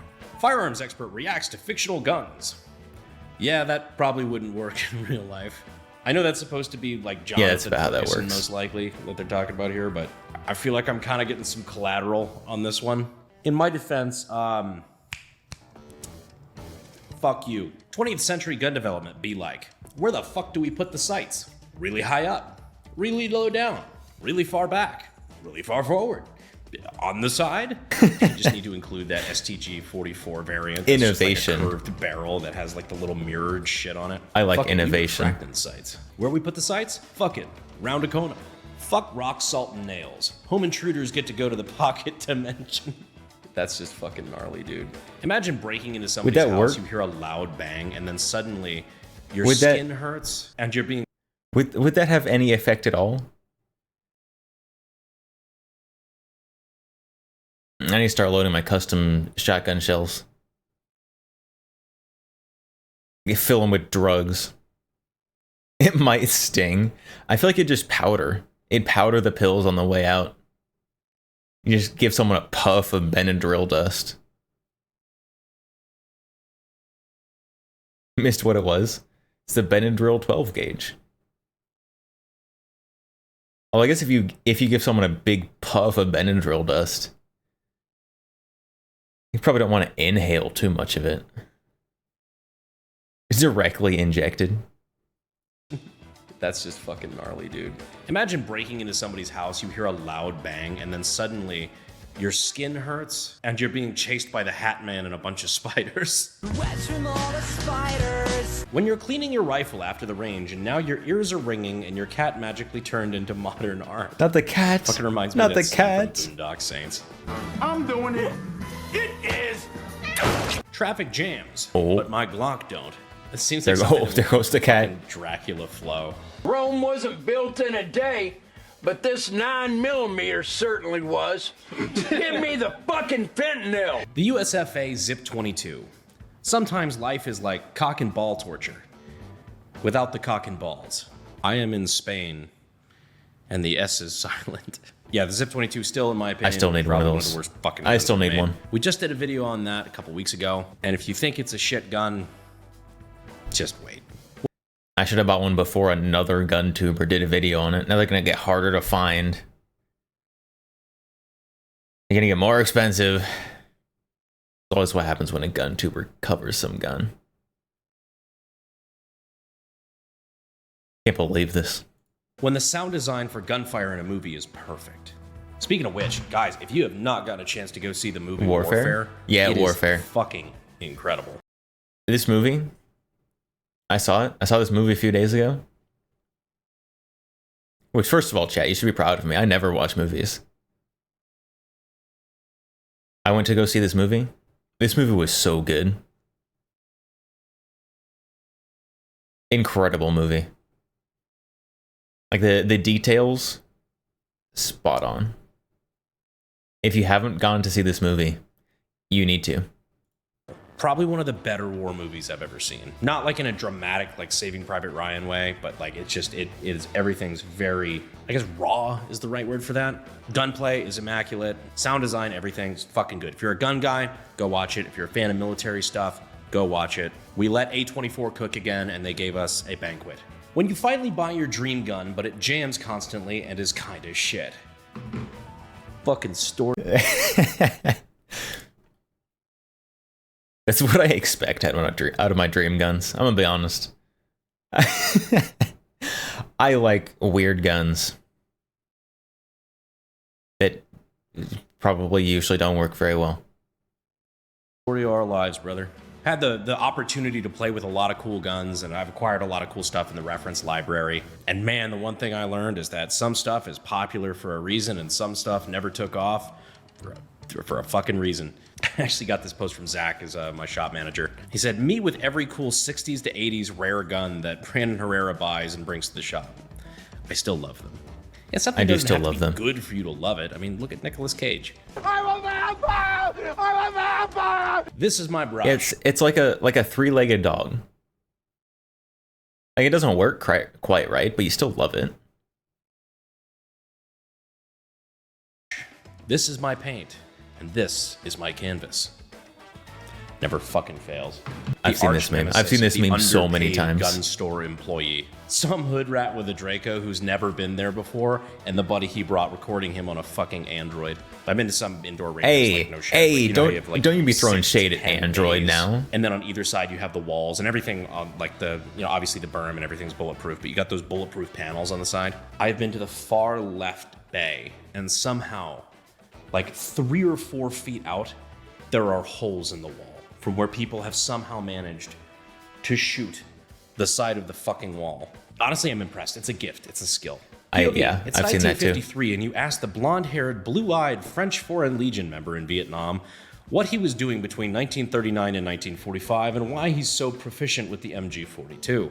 What are you, a cop? Motherfuckers boycotting Tesla because it's run by a Nazi and then go out and buy a fucking BMW and Volkswagen. Never ask a woman her age, a man his salary, or any German manufacturing company what they did between 1939 and 1945. It's courtesy. I'm a special agent with the Bureau of Alcohol, Tobacco, and Firearms. And what can we do for the Department of Regulating Everything People Like? Let's go. That one's just throwing a bone to Based. the anime weebs out there. You guys might be a little weird, but I still love you too. Just more deodorant, please. No Hey, gun. I wear so much Nathan, deodorant. The wealthy Texan. 35 to 50 Don't years throw old. me in the no Lots of deodorant Texas-shaped gang. decorations around the house. 3 to 4 kids expose them to guns in their early years. Rock Island auction regular. This is getting a little close to home. Massive collection of Gucci guns and gear, all bought for the purpose of killing hogs and coyotes. Wears a button-down long sleeve, blue jeans, and cowboy boots in 106-degree weather. Southern hospitality stat maxed out. Sweet tea in his Camelback. Man, I'm fixing to get me a hog. Sweet Go pull tea in the Polaris out the Camelback? garage and help me grab Ugh. the Barrett. Doesn't care about gun Ugh, laws. Thinks his gross. wealth and large property will protect him. Gets drunk and lowballs FUDs on Gunbroker for fun. All right, fuck that. Fuck this meme. That is like the only thing I am missing are the fucking kids. He even has an M82A2 in the picture, which is fucking funny. God, Jesus, is Rock Island frequenter? Civilian hands. We need to bring I that frequent out. That's Rock gonna go Island. on the gun wall. What? Okay, I don't that's buy actually a anything good point to bring up. because it all goes What for do you so guys much wanna money. See behind me on the gun wall, because we're doing the gun wall completely new now. We're probably gonna have a little bit more space. Which guns from my collection would you like to see up on that wall? Also, on a real note, I did want to take a moment to thank you guys for your support on the unsubscribe side of things. Where we had our good friend Rich from Angry Cops came on and kind of blew the whistle on a lot of stuff that's going on in the Buffalo put everything public on the school wall. system. Some very uncool things that the school has been trying to cover up when it comes to children, and you can, I'm sure, fill in the blanks if you're not familiar. But thanks to the amount of attention you guys have helped us bring to this issue, multiple investigations have been launched. One of the perpetrators was moved up from a misdemeanor to several felonies. So Let's go. Again, thank you guys so Huge. much for your help on that. If you're not familiar, the video is available on the Unsubscribe podcast channel. But yeah, Rich came and spoke out about some things that were going down that were just, he couldn't deal with anymore. And then they started going after Rich. Instead of, just protecting the kids, they decided to go after our friend. Yeah, Which, if you know anything about I saw some of the stuff where they were like attacking them. Like, yeah, you can't listen to this guy because he burped. That was literally something that I heard. They're like, he burped. Like, clearly he's an alcoholic and we shouldn't listen to that guy.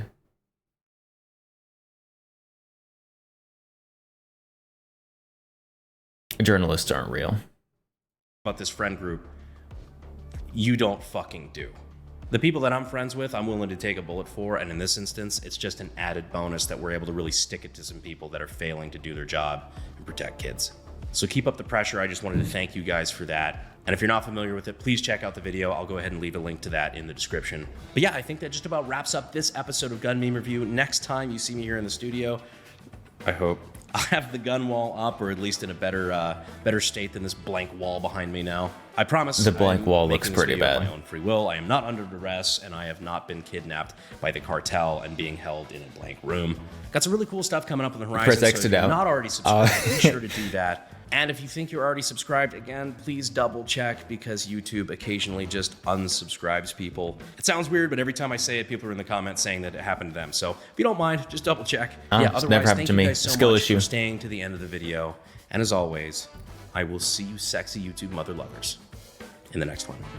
Thanks. Fuel is my obsession to make the perfect weapon. Like Rasputin's rise to the top.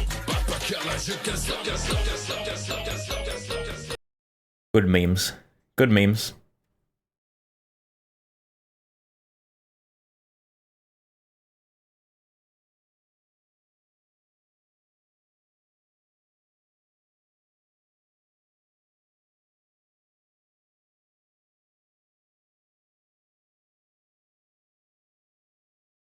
The Texan meme got Brandon a tad heated.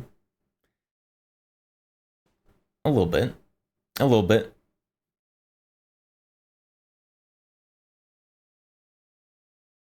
If I had more money, I would spend a lot more on Rock Island.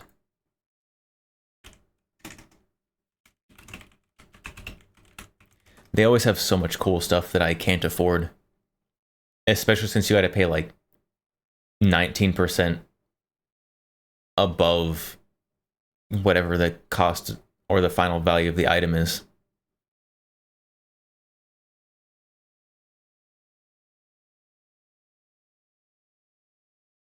But they do always have, they always have some very cool stuff. They usually have some very cool stuff.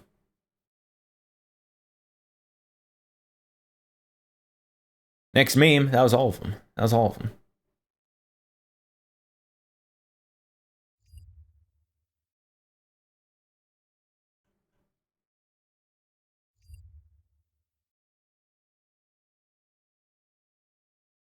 %19 buyer's premium is insane. It's true.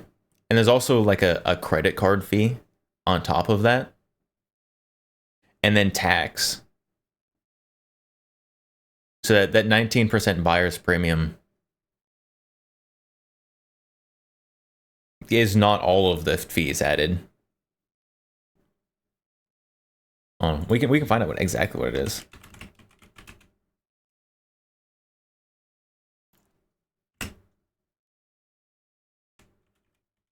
Buyer's premium. What's the buyer's premium? Yeah, so let's see, 18%, 18.5%. Okay, 17.5% for Premier Sporting and Collector's Auctions, 18.5% for Time Auctions, and then there's a 3.5% service fee. If you use the online Rock Island Live function, there's an additional 1% added.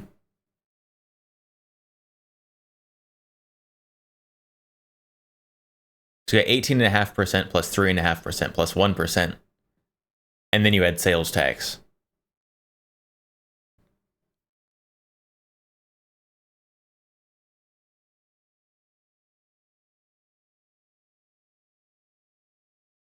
Surely they have better ways than credit card to pay. I mean, I'm sure if you show up with cash in person, they'd take that.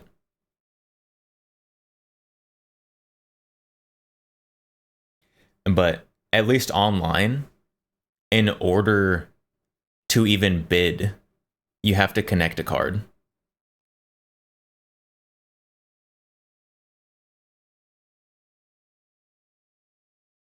Bank transfers and such.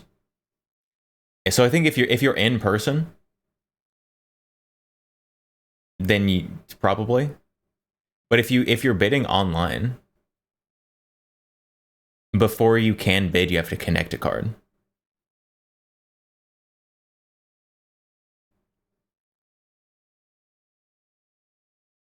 Crypto, you pay in Bitcoin.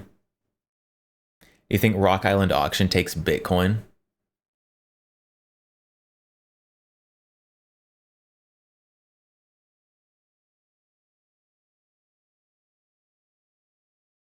So if I was going to buy from Rock Island,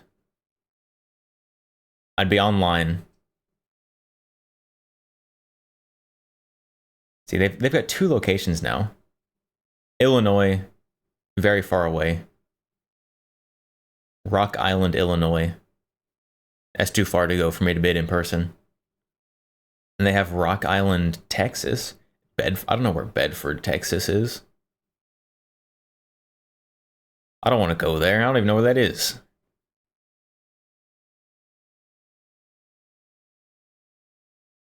So I would be paying all of the fees.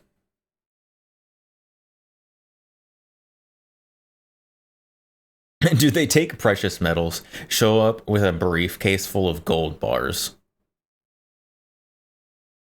Just because you connect a card doesn't mean you have to pay with it? Maybe. I have not won any auctions, so I've never gotten to the payment section. But if you are bidding online using card, you're paying 24% fee plus sales tax.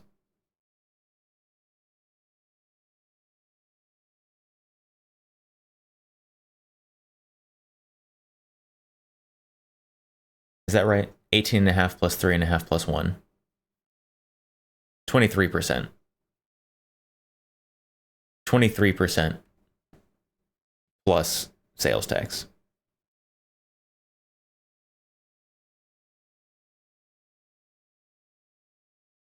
Pretty common practice for online auction houses to require a card on file in case you try not to pay. I mean, it makes sense. Like, I'm not saying that they shouldn't do it. I also just don't know what the paying process is for when you actually get it.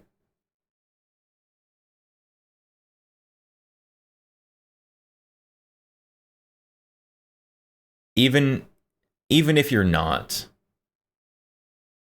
even if you are bidding online and you don't use a credit card, you're still paying 19.5% fee. Which is crazy. Do they offer free refreshments at the auction houses? They better offer, like, a Brazilian steakhouse. You just got people walking around with the giant skewers of meat while people are bidding. I'd go to that auction. That'd be pretty good.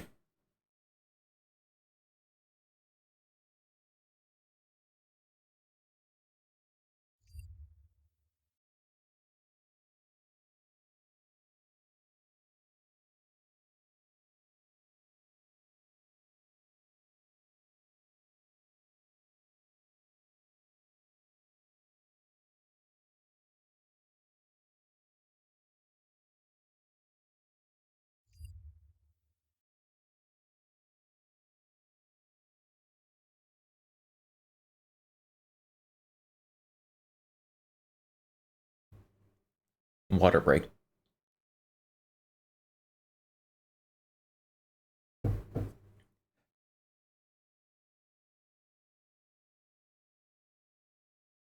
Yeah, online gun auctions.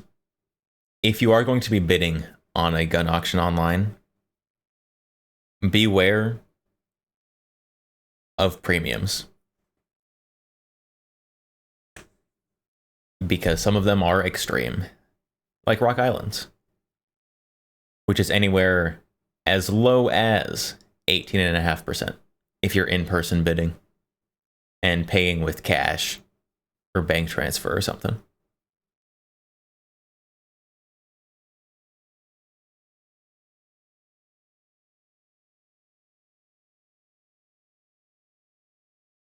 Just don't be blindsided. If you have a budget going into an auction, you're like, yeah, I can go up to this amount, and that is your budget. And then you show up to pay, and it's a higher number than that. Don't do that.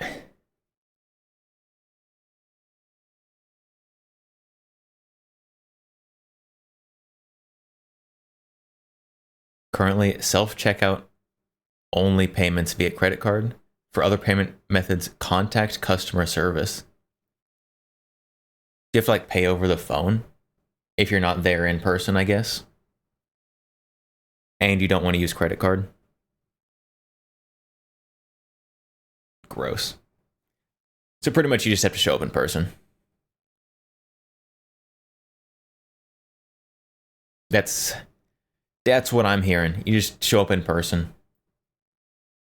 You can pay 4.5% less.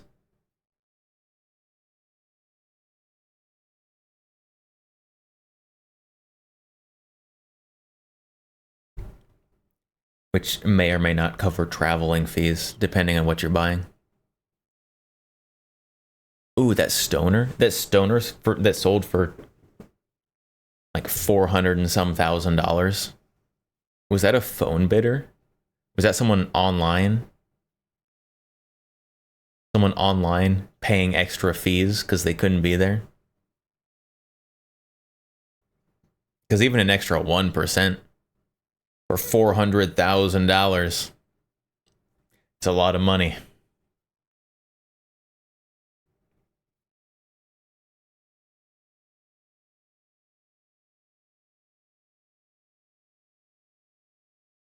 Although, to be honest, if you have that much money to just throw at things, the 1% probably doesn't mean a lot to you.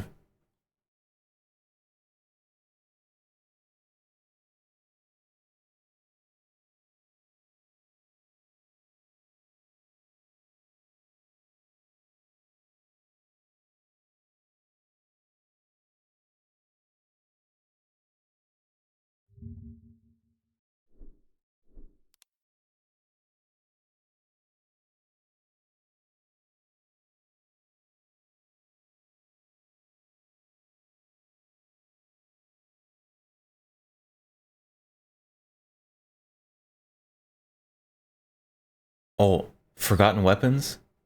Mr. Gun Jesus himself released a video, a thoughtful and nuanced take on SIG's P320 Nightmare. That could be interesting.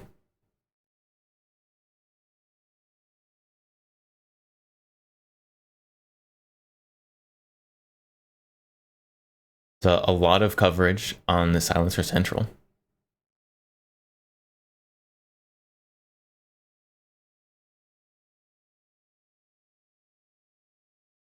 As there should be.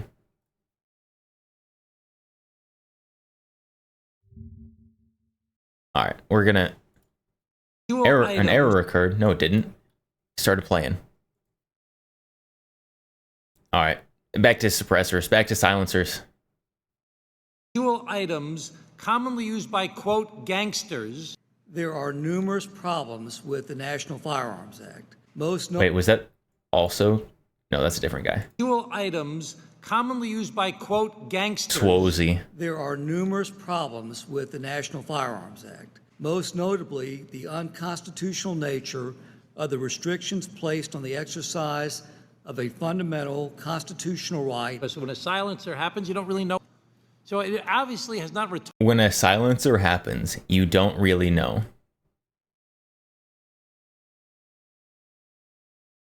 What? When a silencer happens? I hate when those silencers just happen. Those gosh dang silencers just happening. You don't even know.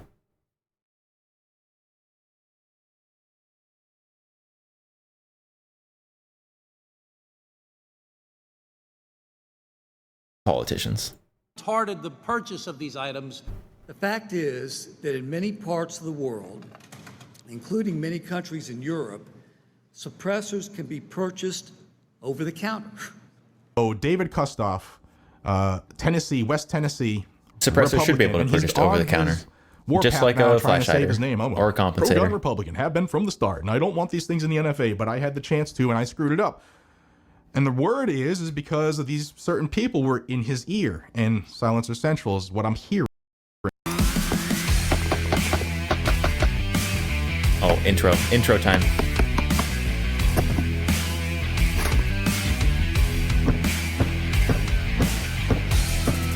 That is quite the getup he's got on there. Oh my goodness. Another gun company and politician is against your rights. What are you doing, my guy?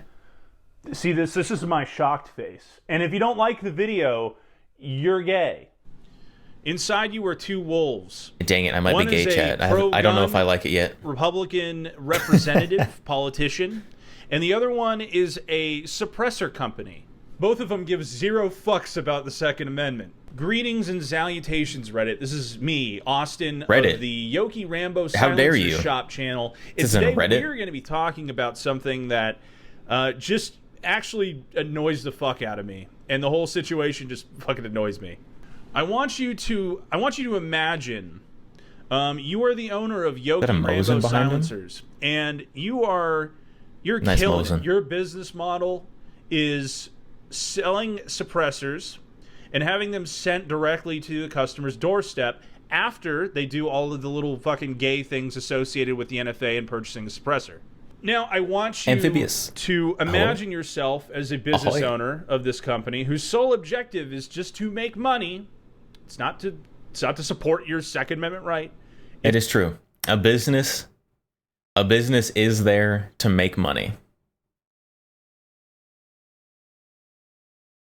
Still watch your stream if you were a gay. This stream's entertaining. Oh, thank you. I'm glad that you find them entertaining. And I am sorry to inform you that I do in fact like women. It's to make money, and you coming to find out that there is legislation in a specific case, the Hearing Protection Act, that would basically remove suppressors from the NFA. Well, you can't have that. Yoki Rambo Silencers is not going to put up with it. So what can you do? Oh, I know. You can get a Republican representative and you can lobby against it, go in and have it gutted, so that way, you know, you keep your bottom lines unaffected. Yeah, it's perfect. Basically, that scenario is what's being alleged against Silencer Central, which is I think it's the biggest suppressor distributor in the United States. And I say this is Silencer alleged Central because is they have put out a statement saying that, taking well, heat. these things are not true. We have not. Oh, they did get community noted. They had some post get community noted. We'll find it. We'll find it after this. Lobbied against the HPA, even though it says here that it was lobbied against and for the conservation of tax stamps. Now, why would they not want suppressors to be off the table for the NFA? Well, it couldn't be because it would just be, you could just buy them anywhere at that point. You could just buy them anywhere.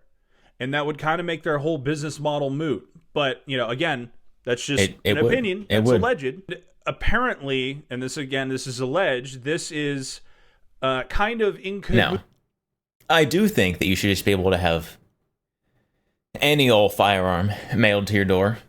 It's just in my personal opinion. Like, if you can have suppressors mailed to your door and they're an NFA item, why can't I have a pistol shipped to my door? That'd make sense to me. You know, just fill out the 4473 online, pass the 4473, they ship it to you, like Amazon Prime, but more based. And why not? Hoots with David Kutzoff, who is a Republican representative from Tennessee who LARPs like he's a very pro-gun 2A guy. And it wouldn't honestly surprise me if all of that were I LARP true. as an anime It really guy. is perfect. You're watching like the Bud Light legalese statement that some of the verbiage. Oh, I didn't notice that wording. We strongly support any viable legislative proposals. That's some legalese corpo just nonsense right there. In this statement is doing a lot of heavy lifting. But the real reason that I'm making this video is the kind of naivety. I'm really starting to get like Republican and Democrat verbiage fatigue. But this idea that politicians, and just because something is a gun adjacent company, that they support your rights. They don't give half the fucking industry and Republican politicians, they don't care at all. Like, I don't know if people Let's be honest. That's just politicians in general. Politicians in general don't care. There are exceptions. The politicians don't care. They're there to do the absolute minimum to not get kicked out or voted out. Know this or not. I know a lot of people are privy to it at this point, but half the gun industry is like a pit of snake filth creatures. Like, this isn't the first, second, or even third time that a big company Ruger has done some anti Ruger, was that you? Shit. This shouldn't come as a surprise if it's true. And as an example of companies who do at least show they kind of give a fuck, here is a list. I think this is put together by the Gun Owners of America. This is a list of companies who say on paper. Yeah, there's a list like this from GOA, NSSF. My mind is blanking. There's other ones. FPC. There's a list, obviously not exactly like this, but a list of all the people who support it from all those different organizations. That we are for the Short Act and the Hearing Protection Act to go forward unmolested, so to speak. If you're not on that list, I have to assume that you don't care. And if you don't care, then you're not really pro 2A. But people need to start realizing that just because a gun company exists does not mean that they support your rights, no matter it's how good to much know they that say a lot of my they favorite do. gun companies are on there. And as for politicians, I don't think there's such a thing as a good politician. I'm pretty sure you have to, like, eat a baby or something to even be considered at the Bohemian Grove Drink the ceremony. blood of a virgin. But anyways, there's just a short little rant. There's this guy, Do some Guns Aztec and Gear sacrifices. 2A, Second Amendment. He does a video on this. It's really good. I would recommend checking it out. I wanted to rant about it because it's just literal rant this video. This is so not surprising. Let's go. To me. Anyways, that's gonna do it for me today. This is Austin of the Yoki Rambo channel, and I'll see you in the next one. I want to hurt you. Oh, he just killed so many of my brain cells just right at the last second. All right, maybe time for a little bit more polished video, a more well thought out video, a thoughtful and nuanced take on the SIG P320 nightmare. It is absolutely a nightmare. And if anyone's going to provide actual thought on things, it's probably Gun Jesus. All right, SIG 320. Let's do this. Okay, except actually that helmet is not that comfortable to wear. Yeah, I did a video 2 years ago on the SIG 320 and its uncommanded discharges, which I stand by, but in the past 2 years has started to look like it wasn't really the full story. Now, I would love to do a full, proper follow-up video autopsy on what went wrong with the SIG 320, but I can't because I don't know, because I just don't have the level of detailed technical information to know exactly what is going on with 320s. But this has escalated quite a lot, especially recently. SIG made an attempt to end it, which did exactly the opposite of ending it, which they should have known better, Yeah, I really think. It's true. I kind of wanted just... The SIG memes, they were dying out. There's just a few embers left of people making fun of SIG. And SIG came along with a gallon of gasoline and started it all up again.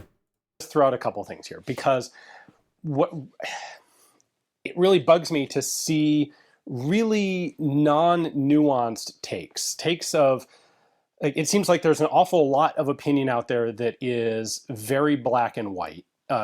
Some of it on SIG's side and some of it anti-SIG, but on both sides lacking, I think, the detail and the nuance that's necessary to really understand what might be going on. So let's start from the beginning. First off, I think SIG Everyone's has just gotten in a hit by a shouting triple match. whammy of badness on the 320, and some of it they've done right by people on, and some they haven't. So first off, they had a drop safety problem on the guns early on that was absolutely their fault. They should have known better, and to their credit, once it was forced by guys like Andrew Toohey into the public knowledge, they did fix it, and they fixed pistols, and okay, maybe they didn't do it as proactively as we would like them to, but it did get addressed. It was a real issue. It got addressed. It is no longer an issue. Like, the drop safety thing is no longer an issue.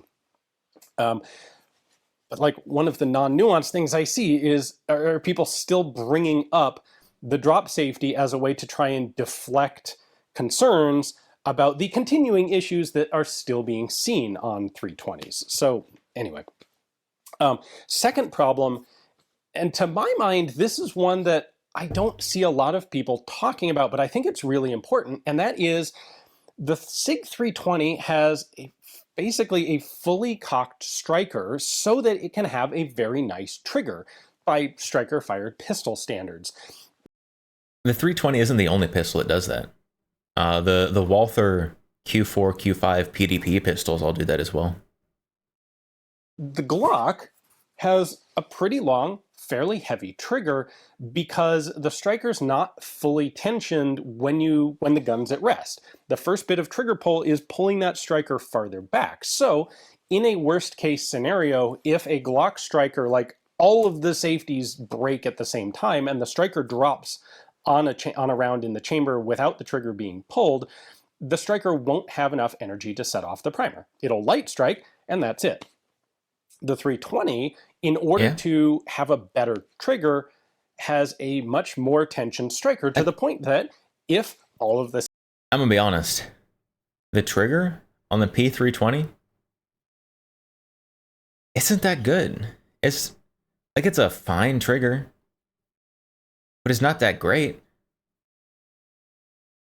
They've got the fully cocked striker, and there are companies who have made a very good trigger because they can do the fully cocked striker. Walther. The SIG trigger is not wonderful, though. The safeties fail and the striker drops, it will set off a cartridge, and frankly, that's the problem we've been seeing. Now, at the same time, the 320 doesn't have a trigger safety either, and a lot of the models don't have a manual safety. They can, but they're available without manual safeties. And Half-cock striker absolutely has enough energy to set off some primers. People have tested it. I'm sure it has enough energy to set off primers, some primers sometimes. But even if it's half, if it's going to set off primers half the time, then that's still half as many times that the gun goes off.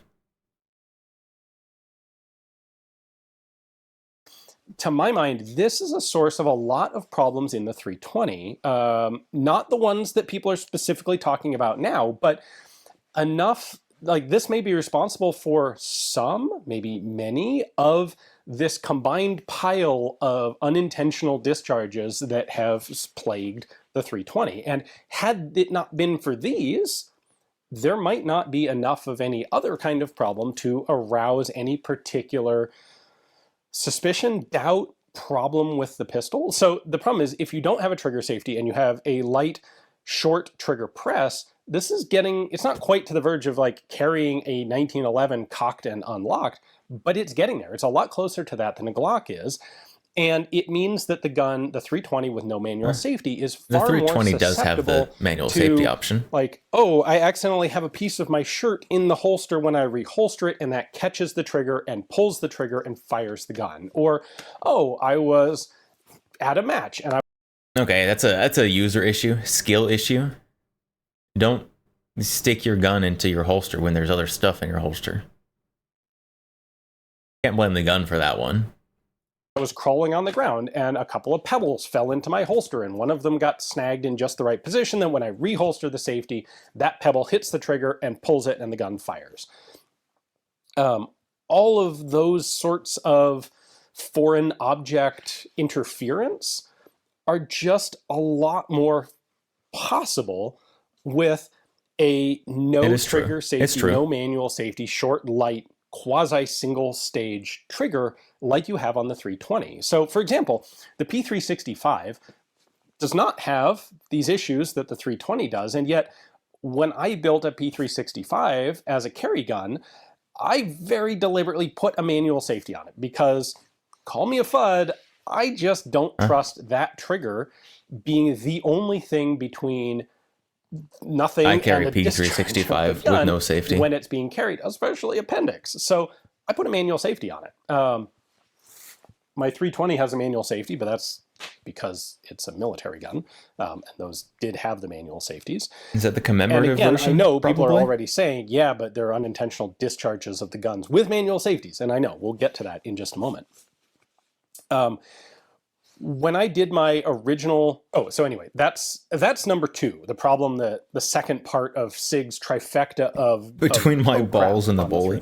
Do you trust the SIG third trigger between your balls and the bullet? Is the stuff that we continue to see today, which sure looks like it's not a drop safety issue, and it's also not a whoopsie, something actually pulled the trigger. It sure looks like there are Whoopsie poopsie, something got in the trigger. Well, there are significant numbers, which doesn't mean a lot in the grand scheme of how many 320s are out there, but it doesn't take many to really unnerve people about carrying a pistol like this. And let's be honest, there are a lot of striker-fired double-stack polymer-framed pistols out there that you can choose from, and it doesn't necessarily take a whole lot for a reasonable person to decide, I just don't even need to consider that particular one. It's true. If there's a 1 in a million chance that something will go really wrong with it, well, 1 in a million chance is still more than the chance I get with these other 3 brands, which is 0. So I'll just start my product search by looking at those other brands and discounting this one entirely. Anyway, it sure looks like there's cases of it firing without it being touched, just from being jostled. And the theory that I've seen develop out there, which sounds plausible to me, is that parts are essentially, the theory is a shortcoming in part quality control, leading to an increase in the tolerances that are being accepted into production pistols, which allows for tolerance stacking that in a small number of completed production pistols can allow the sear essentially to slip. Tolerance stacking? What? You mean that the parts aren't made to tolerance? Those small working parts that are outsourced to India aren't made perfectly to tolerance? That's crazy. Without the trigger being pressed, without the safeties preventing it.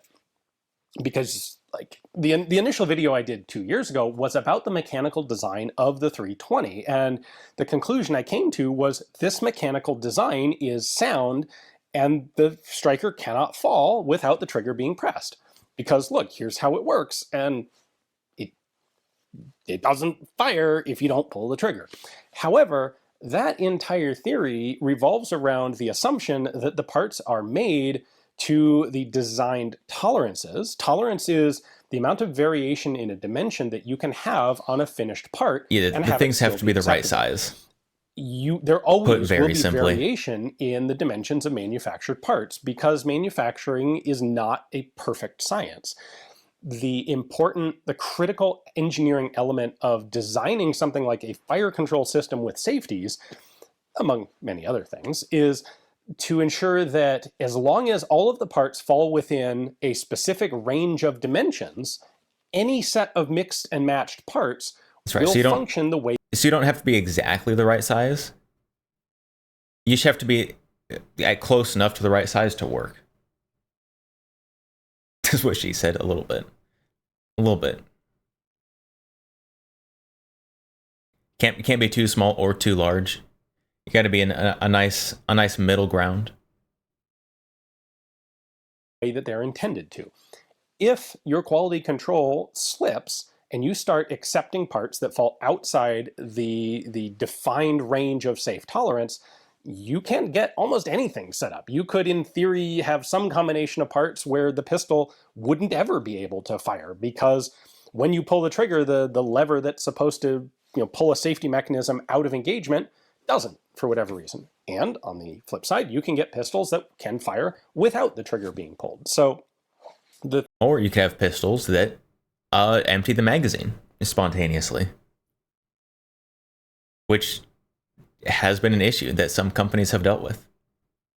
There was an issue with Kimbers during the pandemic, the Kimber Micros, where I don't know what exactly the problem was, but the firing pin would get stuck forwards.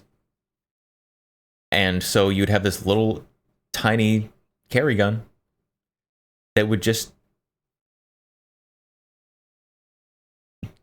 dump your magazine as soon as you drop the slide.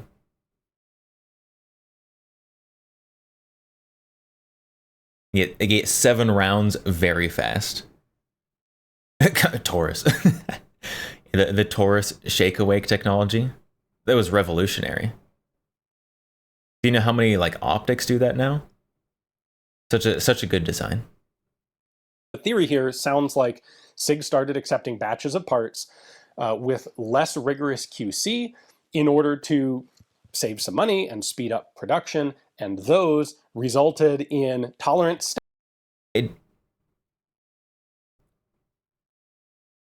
Were SIG P320 parts always made in India?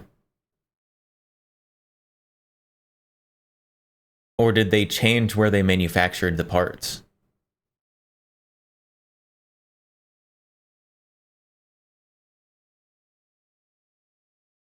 I don't know. I know that a lot of SIG parts currently are made in India. I don't know if they were always made in India though. That would be interesting. Does anybody have any little bags of old SIG parts? Have they always been made in India?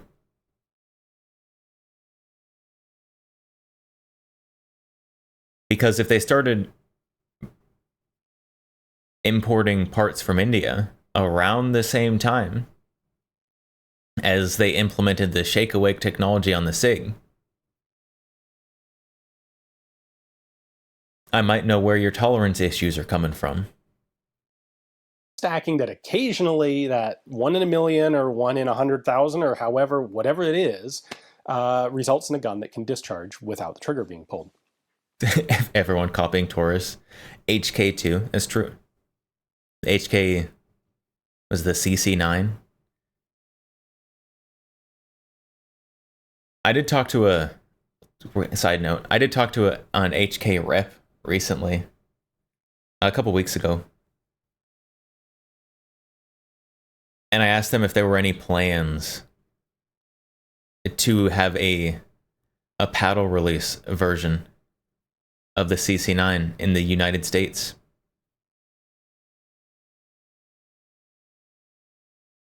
And they didn't say it never would happen, but they did say that it would be a long time before anything did happen.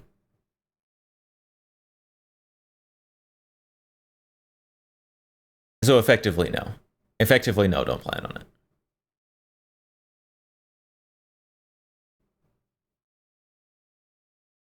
Could try adding the potato. Oh, that's true. That is true. We need to summon Majestic Potato. Where's the potato?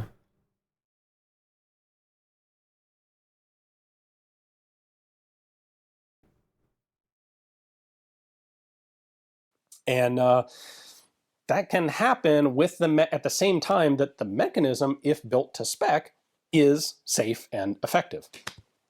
So now again, one of the things that I hate seeing is assumptions without recognizing any level of nuance. So there was a video that came out. Focus Trip did a video talking about how the striker safety lever specifically was a part that had been changed in manufacturing process and was one of the responsible elements for this happening, according to this theory.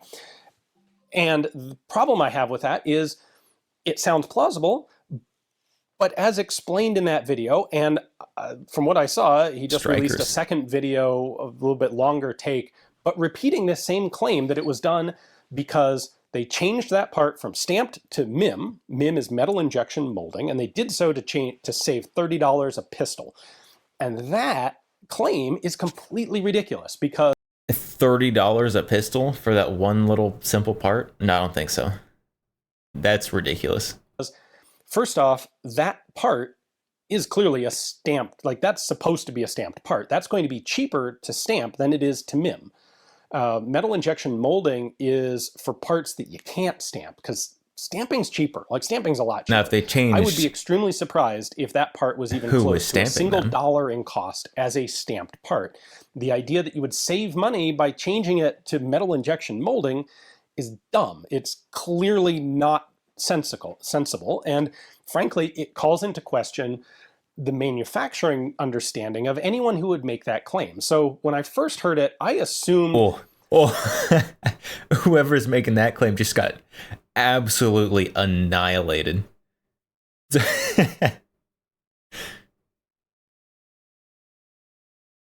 He didn't just say, yeah, this wouldn't work because of this. He said, yeah, this wouldn't work because of this.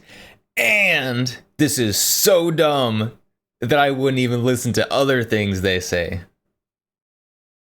He didn't name drop, though. This is a typo. This is a flaw in communications. Like either the supposed secret source at SIG who said this misspoke, or Focus Trip misunderstood what he heard, or just typed it wrong, something, and that it would get... Oh, did he name drop? Did he name drop there? Focus Trip? Is that who it was? I don't know who that is. If it was true, it would get fixed, because it ought to be more like 30 cents a pistol in cost reduction. Like, I don't know that the slide in the 320 costs $30. Like, this is not an expensive gun to make. That's how they dropped got that the name earlier. For the Army. I'm bad at listening. Anyway, that fundamental of a flaw in the theory has to call into question all the other elements of the theory. If this is what a person said, but one part of it clearly can't be true, then is the whole story true? And I don't know. The problem is, it still sounds very plausible to me that it could have been communication error, in quality control, or a loosening in quality control, say involved in batch testing. Instead of testing every part, most companies will only do QC testing on a random selection of parts. And statistics says that you can test a random selection of parts, and if you do the right number of them, you will catch stamped part. Makes sense when they arise in manufacturing. But maybe they didn't. Maybe things got lax. I don't know, because I don't have any insight into SIG to have any of these details. I haven't talked to anybody at SIG about this. Frankly, I'm not really looking to, because, I mean, SIG has a whole pile of lawyers, and if you ask SIG a question about this, they'll respond to you with some giant, weird legalese statement. And that's not helpful if you're trying to actually figure out what's going on. If there's no problem at SIG, then they're going to tell me there's no problem, and nobody's going to believe it. And if there is a problem, their lawyers, I'm sure, will very carefully have instructed them not to say there's a problem, because there will be significant consequences if they admit there's a problem, and then they're obligated to deal with it. Where if there is a problem and they just deny it, well, fixing it internally, then maybe they can get away with it without any major repercussions, except to their reputation, which they've now suffered fairly significantly. The thing is, we know SIG iterates parts in-house without necessarily documenting different product versions. That's not that unusual. What? Hold on, I missed that. We know SIG iterates parts in-house yes. Without necessarily documenting different product versions. That's not that unusual. And there is a very significant lag time in a lot of these cases between when was the pistol, if a pistol discharges and the guy's like, I didn't even touch it. I was in my holster and I did a hip wiggle and the gun went kablooey.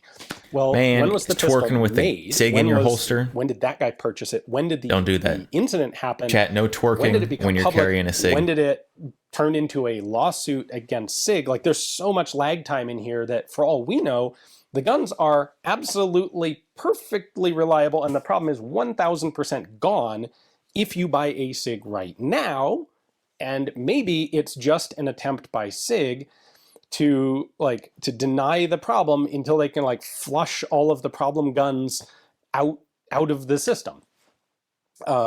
Frankly, if there is a quality control problem, I suspect that's more like what's probably going on. Is SIG would have realized it. They had a bad SIG batch, has and the they're just information to recognize these problems sooner than almost anybody else. Because you know who's going to find out about Kinda every scummy. one of these problems? SIG, or they're going to find out about more of them than anyone else because they're going to see everything that turns into a lawsuit against them in a way that we here in the general public are not necessarily going to. Anyway, once they recognize a problem, if they can figure out what it is, they can fix it quietly, especially if it's a quality control tolerance thing. There's going to be no obvious difference in any of the parts.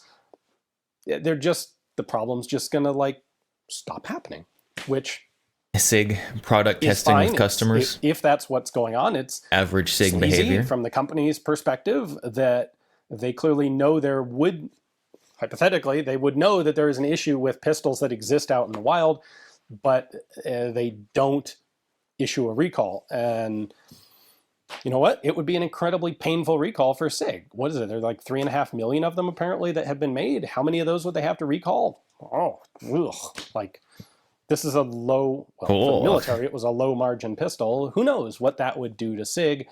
It is not ethically correct for them to know that there's an issue if they do and not act on it. But at the same time, is it really surprising that they would? Really, no. No. It's disappointing. It would be disappointing, but it wouldn't be particularly surprising. So that seems to be the most likely explanation for these things to me. If we assume that the people that have had uncommanded discharges are telling the truth, and it seems like there's certainly enough of them that are respectable, known people. So I do think there are some people who maybe not make it up, but they do some user error. They holster the gun with stuff in the holster, something like that, and then they blame it on something else, even though it's like a skill issue. But there are a lot of other cases that are clearly not that. Stories check out. There's video footage in some cases. It's never as good as people would like to see. But it does seem like there is a thing here.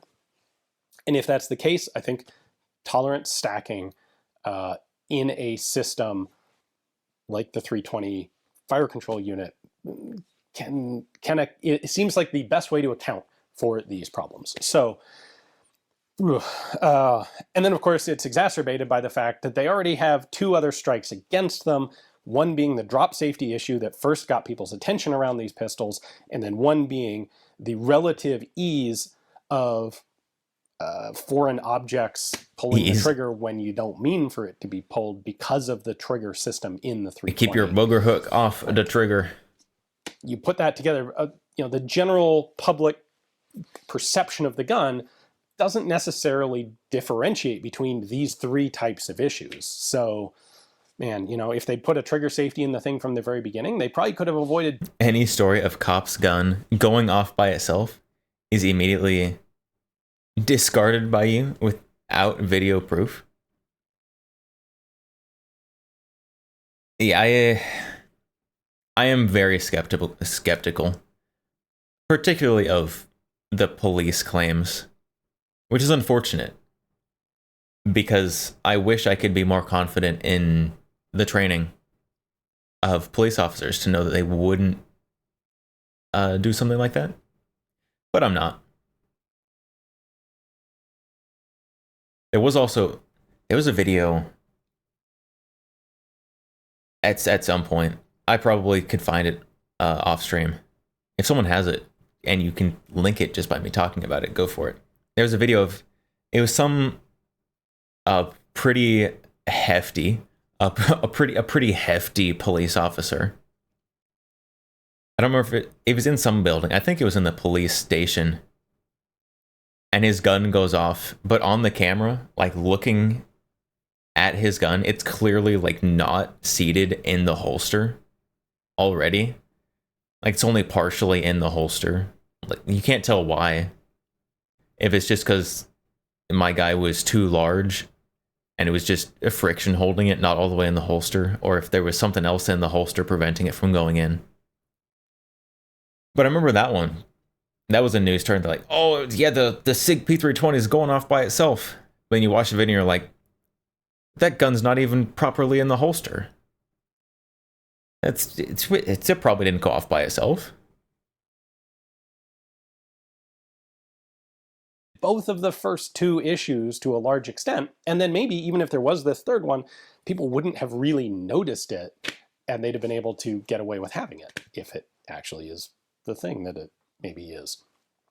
So, quick thing, what is my relationship to SIG? I've had one in the past. SIG sent me a couple of guns. Not that one. There's one right there. A really cool military surplus. First issue, surplus. M17 that I really like. But they have given me some other guns. Do you think it's a voluntary upgrade? Brutality with both a P365 and a Flux Raider Legion from SIG. They've never paid me. I do think having a Flux would be cool. Have given me some I think that'd be free. neat. So I would like one. Does that bias me to give them a blank check on something like this?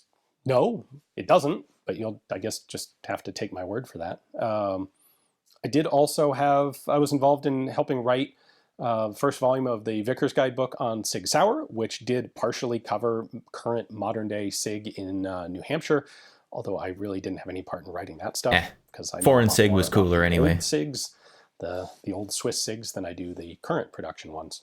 Anyway, like I said, I figured I'd throw my hat in the ring and do something. Like someday I will be able to do a video where I say, here's what happened, and here's the timeline, and here's what caused it. But that day is not yet, because in 30 years, is still very much when information is finally released in flux, and not flux, I don't know the information that I would the P320 flux. So that's all. Thanks. Well, it was nice to see a P320 video where it's not just people yelling at each other. That's nice.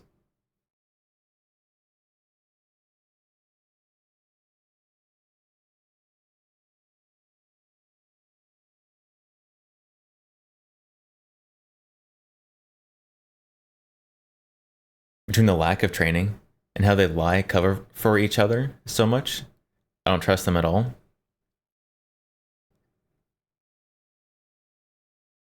I don't know if I can say that I don't trust police at all.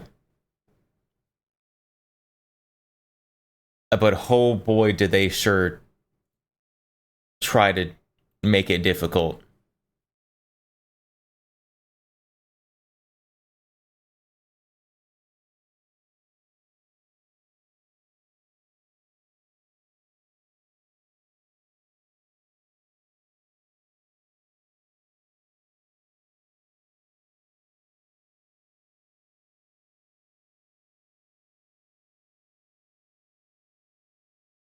I'm gonna be honest, I don't interact with police very much.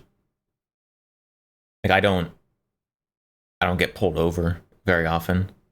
I've gotten pulled over once ever. Like literally I've been pulled over once ever.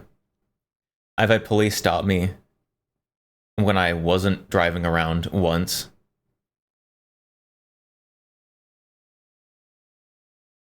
And that's like literally all of my interaction with police who are on duty. Like out, like in the world.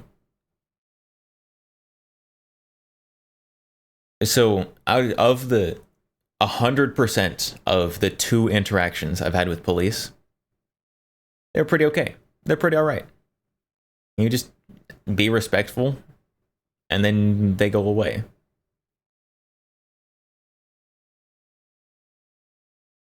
Matilda, hello, welcome. Yeah, the one time I was pulled over for speeding, I have only been pulled over for speeding one time.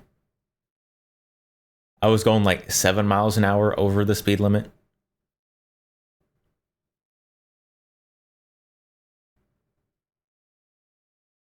And I rolled both of my windows down all the way. And definitely not because they're tinted too dark. And if you roll them down all the way, then they can't see the tinting and perhaps ping you for that one. It's clearly not because of that.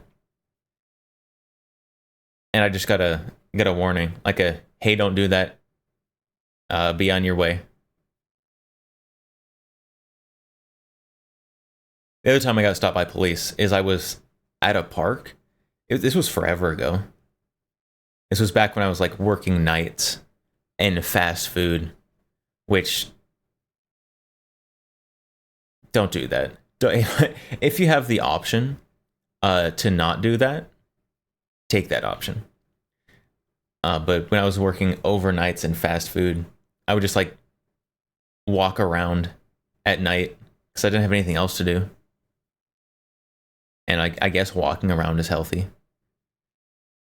So on my days off, I would literally just like leave and just walk around for hours. Male privilege. Male privilege, walking around at night for hours. I would get like 40,000 steps a day, 40 to 50,000 steps a day. And there was one time I was walking through a park and a police officer stopped me and they're like, hey, there's curfew in this neighborhood. You can't be walking around at night. And I'm like, what? Huh? Curfew? This is 1984? I didn't say that. I was like, oh, sorry. I just work nights and I was out for a walk, so I'll be on my way. Thank you, sir. And he's like, okay, I better not see you around here again. And then we parted ways and I left and didn't go back until like a week later. Because it was a convenient place to walk through.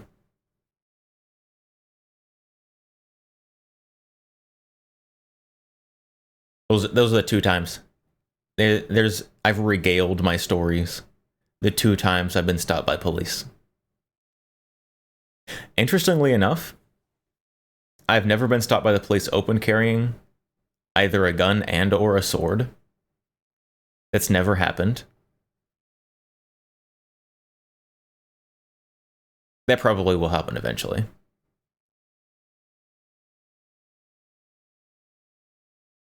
Matilda, I had black mesh. I definitely read that as I had black meth in my head and got sunlocked a little bit. I had black mesh screens that magnetically stuck to the inside of my car door windows. Same effect as tinting the windows, but legal and removable when it's dark out. Nah, just tint your windows. Not the front window, though. I don't want front window tint, just like side and back.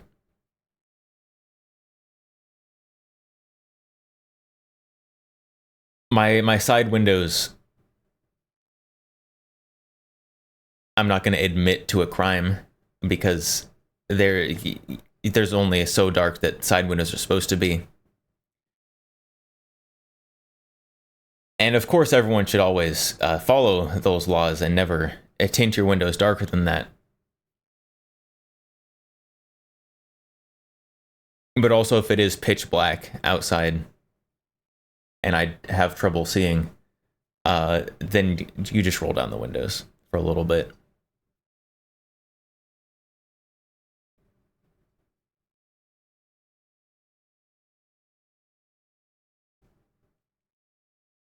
Why is it illegal to tint the side windows too much? I don't know. Don't ask me why things are illegal. Because the government sucks. That sounds about right. there usually is some kind of like poorly, I lost my words, some kind of poorly articulated argument for why that usually I will disagree with. But there usually is some kind of reason that someone will say sometime. But the real answer is because the government hates you. That's not the real answer.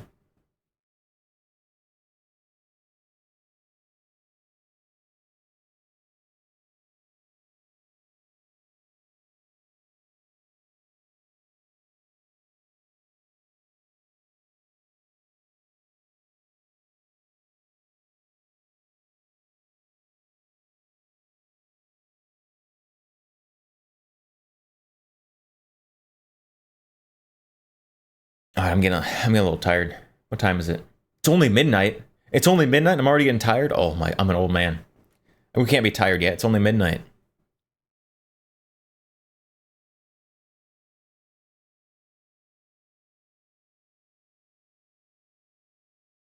What do we do? What do we do, chat? It's only midnight.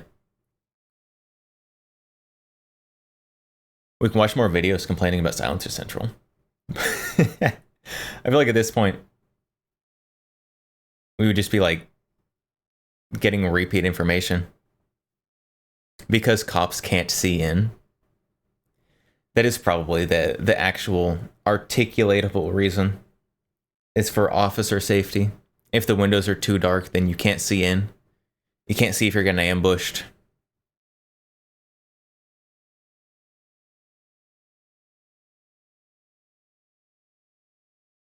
I'm gonna be completely honest. I'm surprised I haven't been pulled over more often with my current car.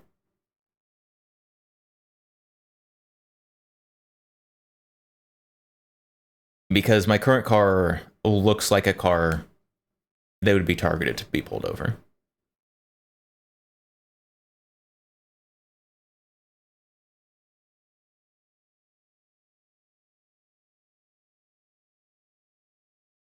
I'm happy. I'm happy that I haven't been pulled over more. Because I'm such a wonderful driver. I would never speed. I would never have my windows be too dark. I would never... Yeah, just those two. Those are the two things I would never do. Ever, of course.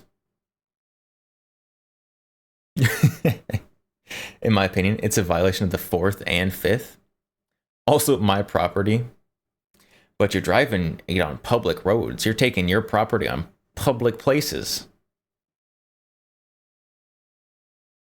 This is a horrible argument, but that's what the argument is.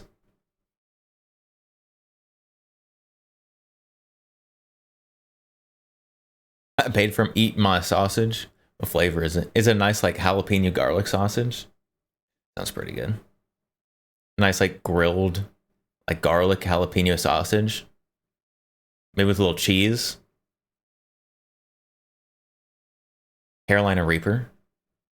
I prefer Ghost Pepper to Reaper, honestly. Ghost Pepper's got a nicer flavor. I like the flavor better.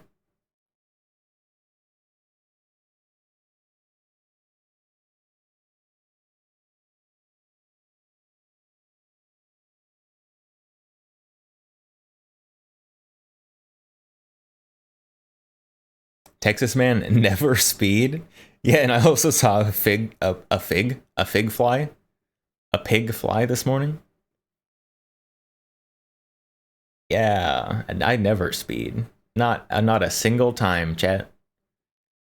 Never have I ever even like gotten the thought to speed. It's never even crossed my mind.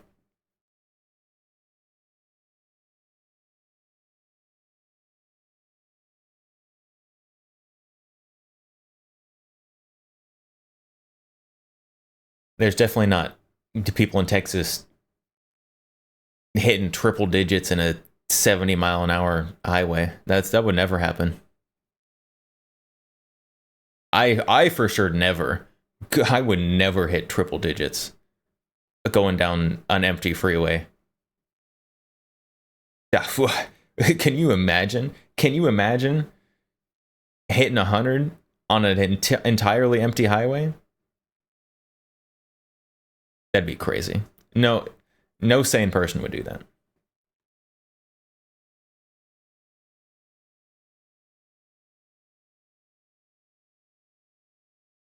Ferocious. Don't go higher than Ghost. Prefer flavor. Ghost pepper has a really good flavor. Also, ghost pepper, you can kind of dilute the spice a bit and still keep a lot of the nice flavor. It's very good. Very good.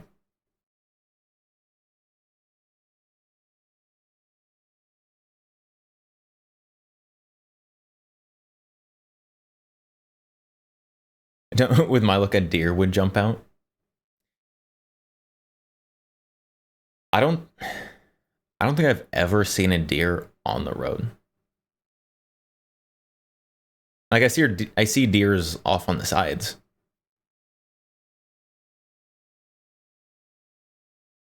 I don't think I've ever seen a deer on the road.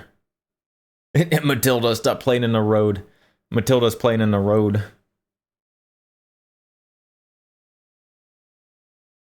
Seen like armadillos and stuff on the road. They are usually not still alive.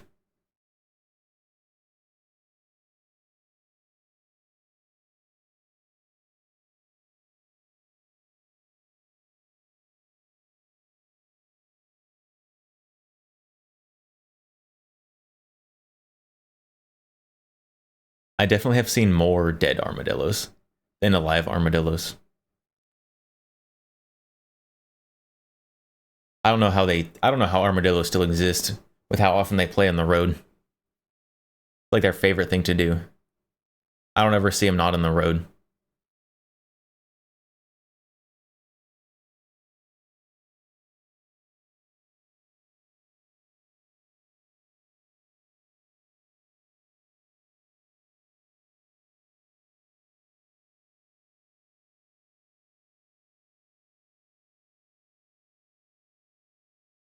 Matilda, I once saw a fake plastic deer on the side of the road that looks like it got hit by a car. Did someone like veer off the road, hit the deer? I've heard jokes. Well, I have heard legally this is a joke jokes about people with trucks like veering off the road to hit a deer outside of deer season so that they can take the deer. Because they didn't hunt it, officer. They hit it on the road. Looks like it had fallen off of a truck. It's also possible. Someone's like deer, like hunting something or other. It fell off their truck and someone's like, I can put that in my yard. Or it's just on the side of the road. If they have cow guards. You don't intentionally run into things if you don't have a guard on the front of your vehicle. It's probably a bad idea.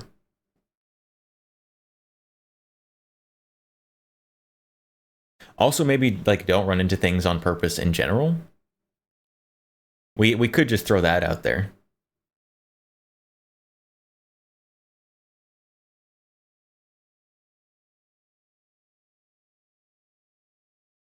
Salvage tags are available in some states for that. Not getting a tag is still considered poaching. Maybe. All I know is the jokes and stuff that people make. I don't know the hunting laws, I'm gonna be honest. The only hunting that I ever have done or have any desire to do is I've hunted like doves and hogs, because you don't need a license to hunt hogs because they're an invasive species.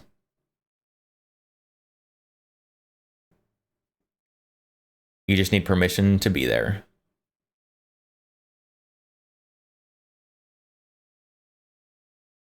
Only illegal if you get caught. Is that how that works? Varmint.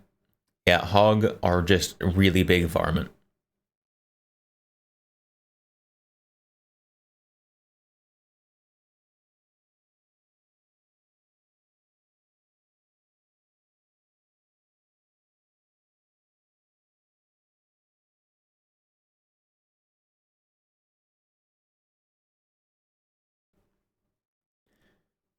All right, we've got one more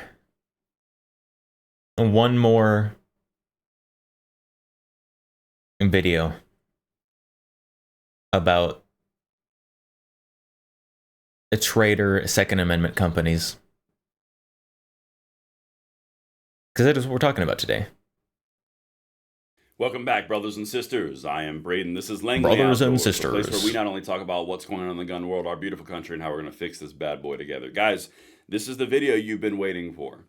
All the leaks, all the conversations, all the allegations are about to be laid bare on the floor from the individual company. Receipts. Inside the Time to drop receipts. Rumored to be lobbying to bring have me all the the receipts still behind the NFA, which effectively scuttled the move in the Ways and Means Committee, which we've been documenting so far.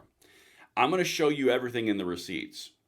I'm going to show you all the concerning stuff from lobbying reports all the way to introduction and timing to history and other things that are tied together. And you guys can be the judge. History is important. I can tell you, in my personal opinion, I'm concerned. Now, what I can show you is linked in the description box below. Guys, please make sure you hit that like button, subscribe to the channel, and turn the notification bell on, because we wouldn't even have gotten wind of this if you guys didn't support us. This is all because of the power you guys Articles have. for reference. So please make sure the YouTube censorship algorithm does not water down that power, and make sure you have that subscription. Always cite your sources, chat. Send this out and let me know what you think in the comments. Let's dive in. It's time. So, about a week ago, I did a video that was shooting a warning shot across the bow of any 2A company that I was hearing was trying to scuttle our efforts, which ended up actually happening. I'm going to walk you through this entire thing. It did happen. Because the Hearing Protection Act got castrated in the Ways and Means Committee. Yeah, but there's still time to put it back. Still time to put it back. Contact your representatives and complain. Annoy them a lot. It's the only way politicians do anything, is when you annoy them. And they are annoyed currently. Because if this is true, and I'm going to say it, this is based off of a lot of very direct observations and concerns. You can tell me what you think in the comments. Let's get into this. AmmoLand has dropped a video. We Like Shooting on the podcast has dropped it. Everyone is dropping it. It's coming out like a sieve. Editor's note, and this is important.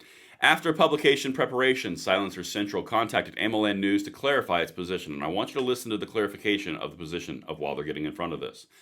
CEO Brandon Maddox stated, quote, "We have always been vocal supporters of the HPA, as well as the current proposed provision of a $0 tax stamp. Our priority has always been advocating for deregulation and Second Amendment rights." So, didn't say they haven't lobbied in here and they haven't done any type of lobbying effort. Didn't, it completely obfuscated. That is true. They have never said specifically that they haven't lobbied against it.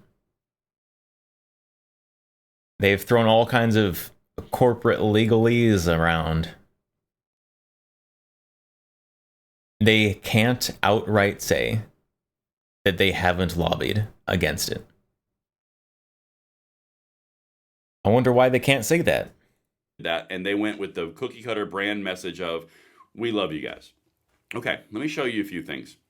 Rumors have been swirling in the firearms community about a company lobbying Congress to keep silencers under the National Firearms Act.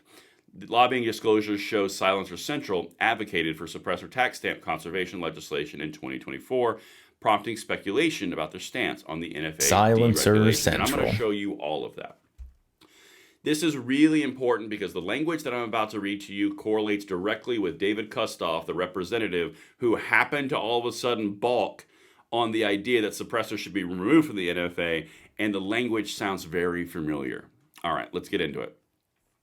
Silencer Central's business model is to ship suppressors directly to the buyer's front door.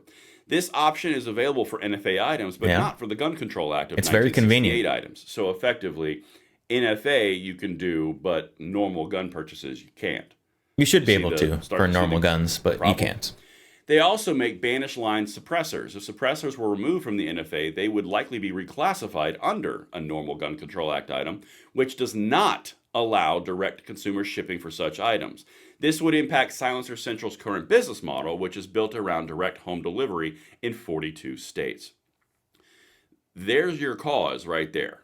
If these allegations turn out to be completely 100% factually true, which I will show you There's your the evidence motive. and play devil's advocate in a second, They got motive. that's a problem. All right. Quote, these are the acts. This is a statement from a 2024 interview with Brandon Maddox, CEO of Silencer Central. Again, all of these things are just stacking in one area. Quote, we are both a dealer and we are also manufacturers, Maddox said. We have a line of products that are some of the best Oh, selling. ads. We got ads. Hold on. Hang on. Hold. We got to hold for ads.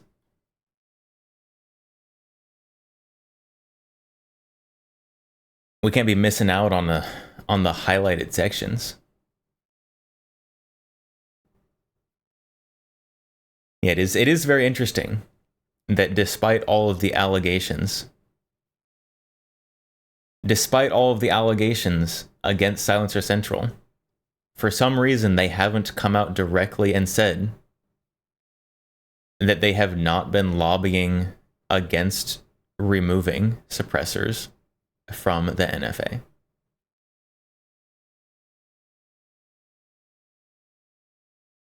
Very interesting. Very interesting.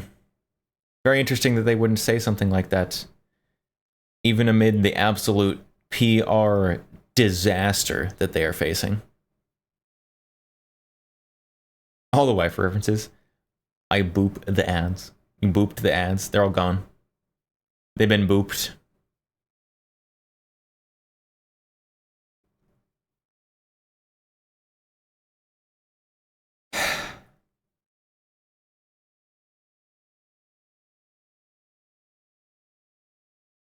Very disappointing. Very disappointing in Silencer Central. Very disappointed. Again, I hope that all of the evidence is somehow wrong. But if it was, they've released a couple statements in which they are unable to directly deny the allegations.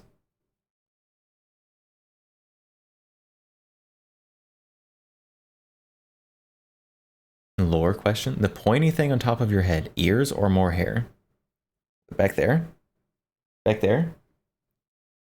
Look at the ponytail. Hold on. We can spin, actually. Ponytail. A lot of hair.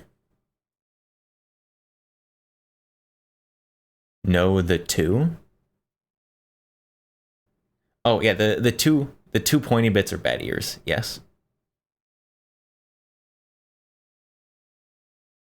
The lumpy thing is ponytail. In the nation. People may not realize this because people do not have access to them because we sell direct. We could sell a whole lot more if they became non-NFA items, which is a normal statement until the follow-up right here. I think where we differ. Oh, I have not seen this statement.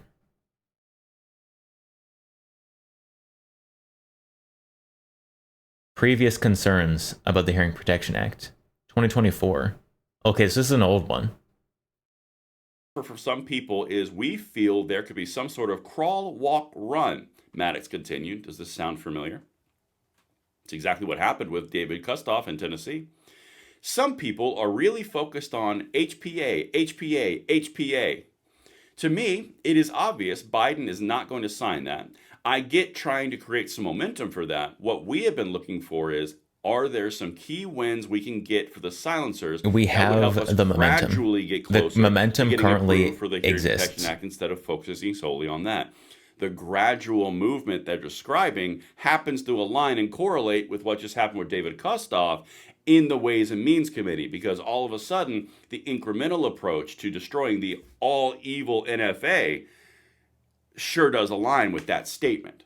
All right, now I'm going to bring you some lobbying reports because, again, Guys, we don't play in this industry. Like when we are trying to push forward with something, and I know you guys are aligned to this, we need to be on the same page, which is why this is coming out from multiple sources. All right, we got AmmoLand, We Like Shooting. I think Jared just did a video on this. More to come, myself. Yeah, we watched Jared's video. All right. It's very good.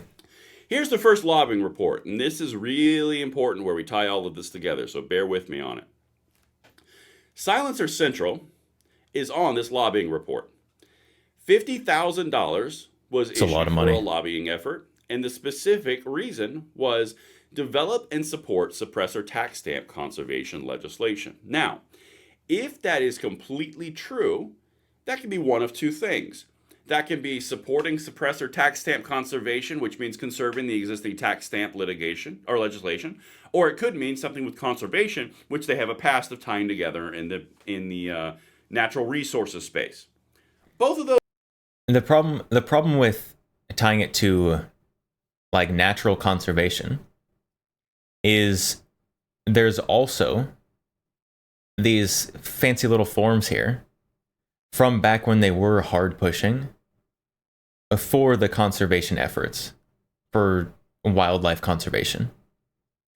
And they did not use this wording. They used a different wording. Those are completely possible. I'm going to walk you through both of them. Now, this came out on 1/14/2025, and this is where it's really important. 1/14/2025 is one day before the Hearing Protection Act was dropped, H.R. 404, of which you've been talking so much about. So if you're following at home, introduced on 1/15, 1/14 the day before, $50,000 in lobbying efforts was launched. 2024 statement was incremental, not the whole thing, and the end result was incremental, not the whole thing. That's a damning coincidence, and I think you guys are reading me, but it gets a little deeper.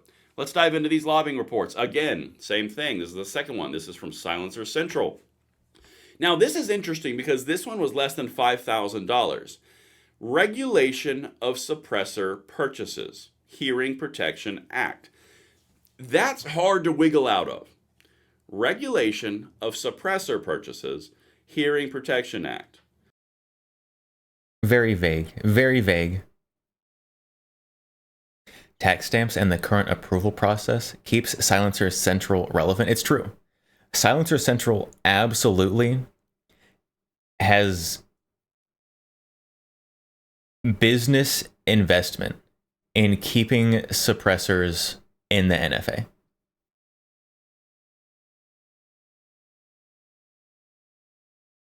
Now, this one was dropped on 4/12/2025, so 3 months later. So why would you have the language of regulation of suppressor purchases on your lobbying Just over a forms, month ago. along with another one that says hunting and recreational shooting access on public lands? And this is where it all starts to tie together, because the natural defense here is going to be, well, we were going for conservation. You see the... Yeah, This is the wording of the ones that were around the conservation, like the actual wildlife conservation ones. King Panzer. Funny how you called that yesterday, and it was hello, welcome. Conservation. You see the language here? Suppressor tax stamp conservation. Okay, well, see right here, hunting and recreational shooting access on public lands. Again, this will all tie together right now. Tied in with regulation of suppressor purchases, Hearing Protection Act. Well, if you look at what they've done in the past, which is their client profile for Silencer Central, they have something called HR 6352. And again, I'm going to present this as best as I possibly can. This is a bill that was introduced in the last last Congress, Tax Stamp Revenue Transfer for Wildlife Recreation Act. Well, if you look right down here, this is a very key important distinction, especially when you tie everything together. This bill transfers a portion of the excise tax for transferring a firearm suppressor and allocates tax revenues to support wildlife conservation and recreational activities. So the taxes are still in place from the suppressor, but we're going to reallocate them. Okay, hold on. And expedite the process of suppressor application by the ATF. expedite the process, not process abolish the process. Has been expedited. Now, devil's advocate, some people could say that this is an amazing step because we're never going to get the Hearing Protection Act. So why shoot the cute little puppy that I mentioned if they're just going to kill it? Why not focus on expediting the process of the tax regulation that we're under and then taking the money from those taxes generated? It already has been expedited. It used to take like 6 to 8 months to get a form approved. Now it takes days. Out of your pocket for suppressor sales because of NFA, and then allocate it towards wildlife conservation. Now, the problem here is when you start to see all of these individual things lining up, it starts to align with what the outcome was, which is what you guys were all outraged of from David Kustoff. You see where I'm going with this? All right. Now let me show you the third lobbying disclosure, because this one happened 2 days later. As you can see, I'm going to zoom in here. 2 days later, 4/14, the one for 2 days after the previous one. Excuse me, regulation of Lord, I'm just going to read it to you because I can't read apparently. Regulation of suppressor purchases in the Hearing Protection Act. That was on 4/12. This is 4/14. $50,000 more dollars to support protection of firearm noise reduction commerce. To support the commerce. How would they be involved in the commerce? Is it because their business model is very, very unique and commerce driven? They want to protect their commerce? Wolf Totem, to their credit, my experience with Silencer Central was infinitely more streamlined than it was with local gun stores, but the process to baloney. Huh? The first sentence made sense. So my NFA, so my suppressor that I have right here, I did mine through Silencer Shop, which is you go in to your little kiosk, and they've got the kiosk set up, and you do your fingerprints right there, and everything is really nice and streamlined like that. And so the Silencer Shop kiosks are very nice, very streamlined. If you're doing NFA paperwork without either Silencer Shop or Silencer Central, it's a huge pain. The hoops to jump through to get suppressor. Yeah. The hoops you have to jump through to get literally not even a gun. It's an attachment for a gun. Insane, unreasonable. This is where all of this ties together. Protection of firearm noise reduction commerce could mean one of two things. It could mean that they want to keep the revenue from a business model, or it could mean keep the tax. Silencer Shop supports HPA. Yeah, Silencer Shop has, they've signed on to at least one of the letters supporting the Hearing Protection Act as written. Supporting the Hearing Protection Act specifically in removing suppressors from the NFA entirely, not just reducing the cost. Tax stamp in place for the noise reduction commerce, because tax is commerce, and production and buying things is commerce from the population. So again, I would like to reiterate, I was never in the room, but when I look at all of these individual things, I have some very serious concerns. Now, those are the lobbying efforts. Those are the lobbying reports. That's so far, we're at $105,000 in this year alone, of which they have previously spent $280,000 in 2024. That's so a lot big of money. Spenders. The allegation That's a lot comes of money. in of what they are actually saying and what the money is to go for. Now, here's the broad-based wrap-up version of this for me. You have AmmoLand dropping an article on it with multiple sources. You have me, multiple sources. You have, I believe, a few other creators have dropped multiple sources.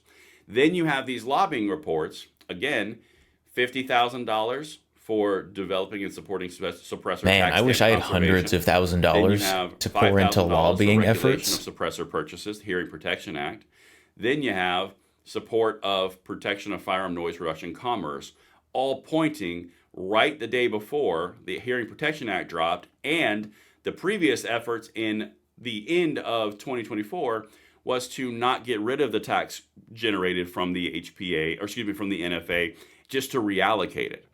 Now, I would like to reiterate, reallocation is a good thing if you have nothing more that you can get.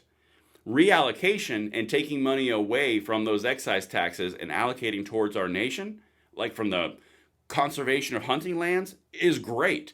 But when you're in a very different position, you have the House, you have the Ways and Means Committee, you have the Senate, you have Reconciliation, and you have the White House, and you have the population paying attention and driving for it. Remove them entirely. The time is Remove not it to entirely. go for what you've done prior, which looks very possible.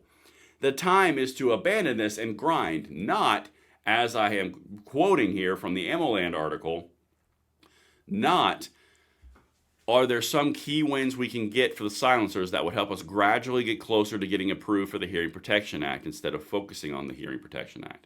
My point is, this I don't have the is patience for a gradually. very serious time, and all of these And I know little other pieces of people smoke don't are as well. pointing in a very specific direction. You guys can let me know what you think. I hope that they come out and they are the most full-throated supporter across the board. I haven't seen them sign on to any GOA letter. I haven't seen them sign on or express their support of the Hearing Protection Act. I've seen none of that. And if it turns out that a best-case scenario is really they were the White Hats behind the scene, I will absolutely clarify the record. But for where we are right this second, it looks concerning. And you guys can be the judge. Let me know what you think in the comments below, and I will see you on the next one. I'm Braden. See you later.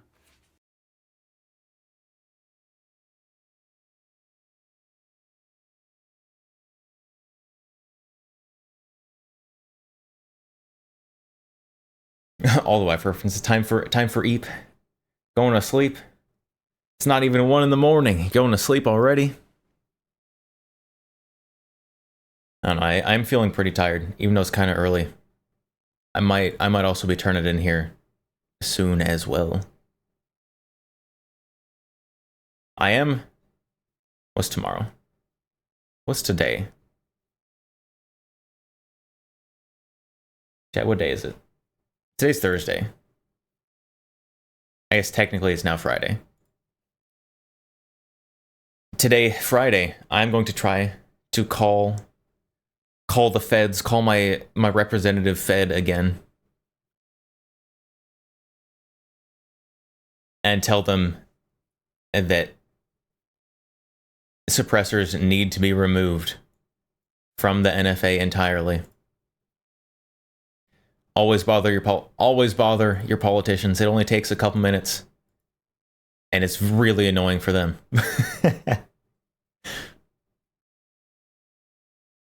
Honestly, last time I called, it literally was less than a 30-second phone call.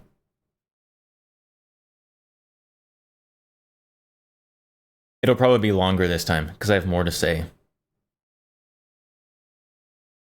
Since I said a little bit last time, and they only did not even half of what I wanted.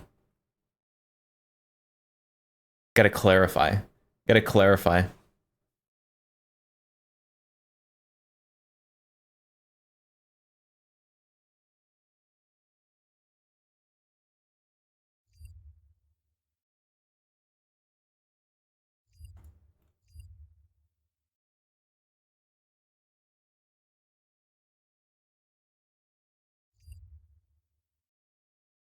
All right, chat. I am slowing down. My brain slowing down. So I think we might be at about the time.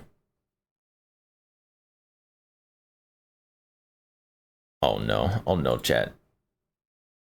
Collian went shooting with Kanye. Oh, he's just talking about it. And not right after the the Kanye album release. Oh.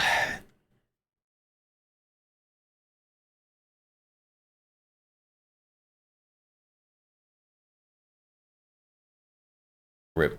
Rip. Alright. We are, however, probably gonna be ending stream here. Because I am quite tired.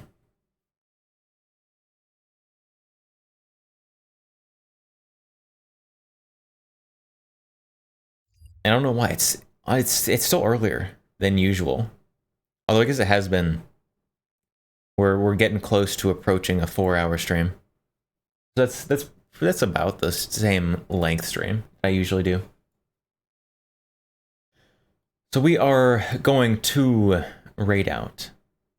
We're going to be raiding out. Let's see, who can we raid today? Who do we raid today? Ferocious should sleep. Another interview tomorrow at noon. Yeah, you get yourself that 11 hours of sleep. Who can we raid? Who can we raid?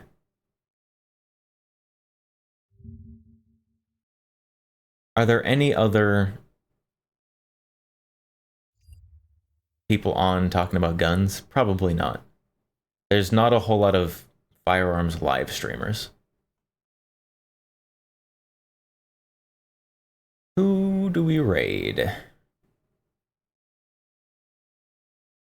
Only 8 hours of sleep. 8 hours of sleep sounds pretty good.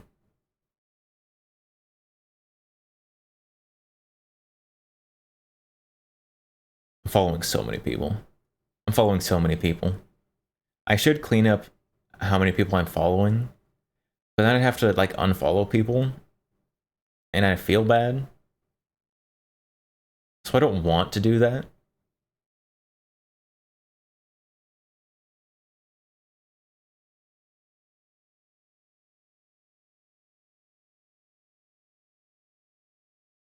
However, also sounds like an artificial, but no, clearly we're not just stringing together. What kind of word is however?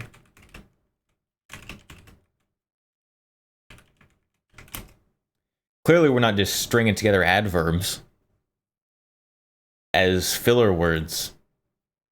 That would never happen. That would never ever happen.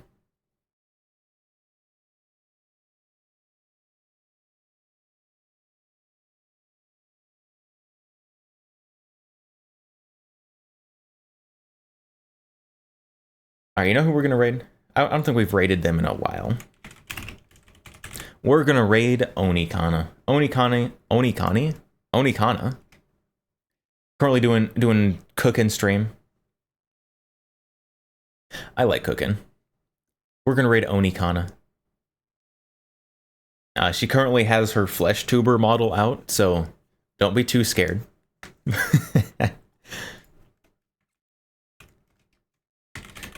We also have raid messages. So grab your raid message. We have them for both subscribers and non-subscribers. I will be back. Tomorrow's Friday. I will be back on Saturday. I'll be back on Saturday with stream. I don't know, we might be talking about Silencer Central again. with how that's been going. Probably not the whole time. So yeah, we'll be back on Saturday with another stream. Standard stream time. So until next time, I will see you all next time. Thanks for stopping by, hanging around, listen to me yap and yammer. And I appreciate you all very much.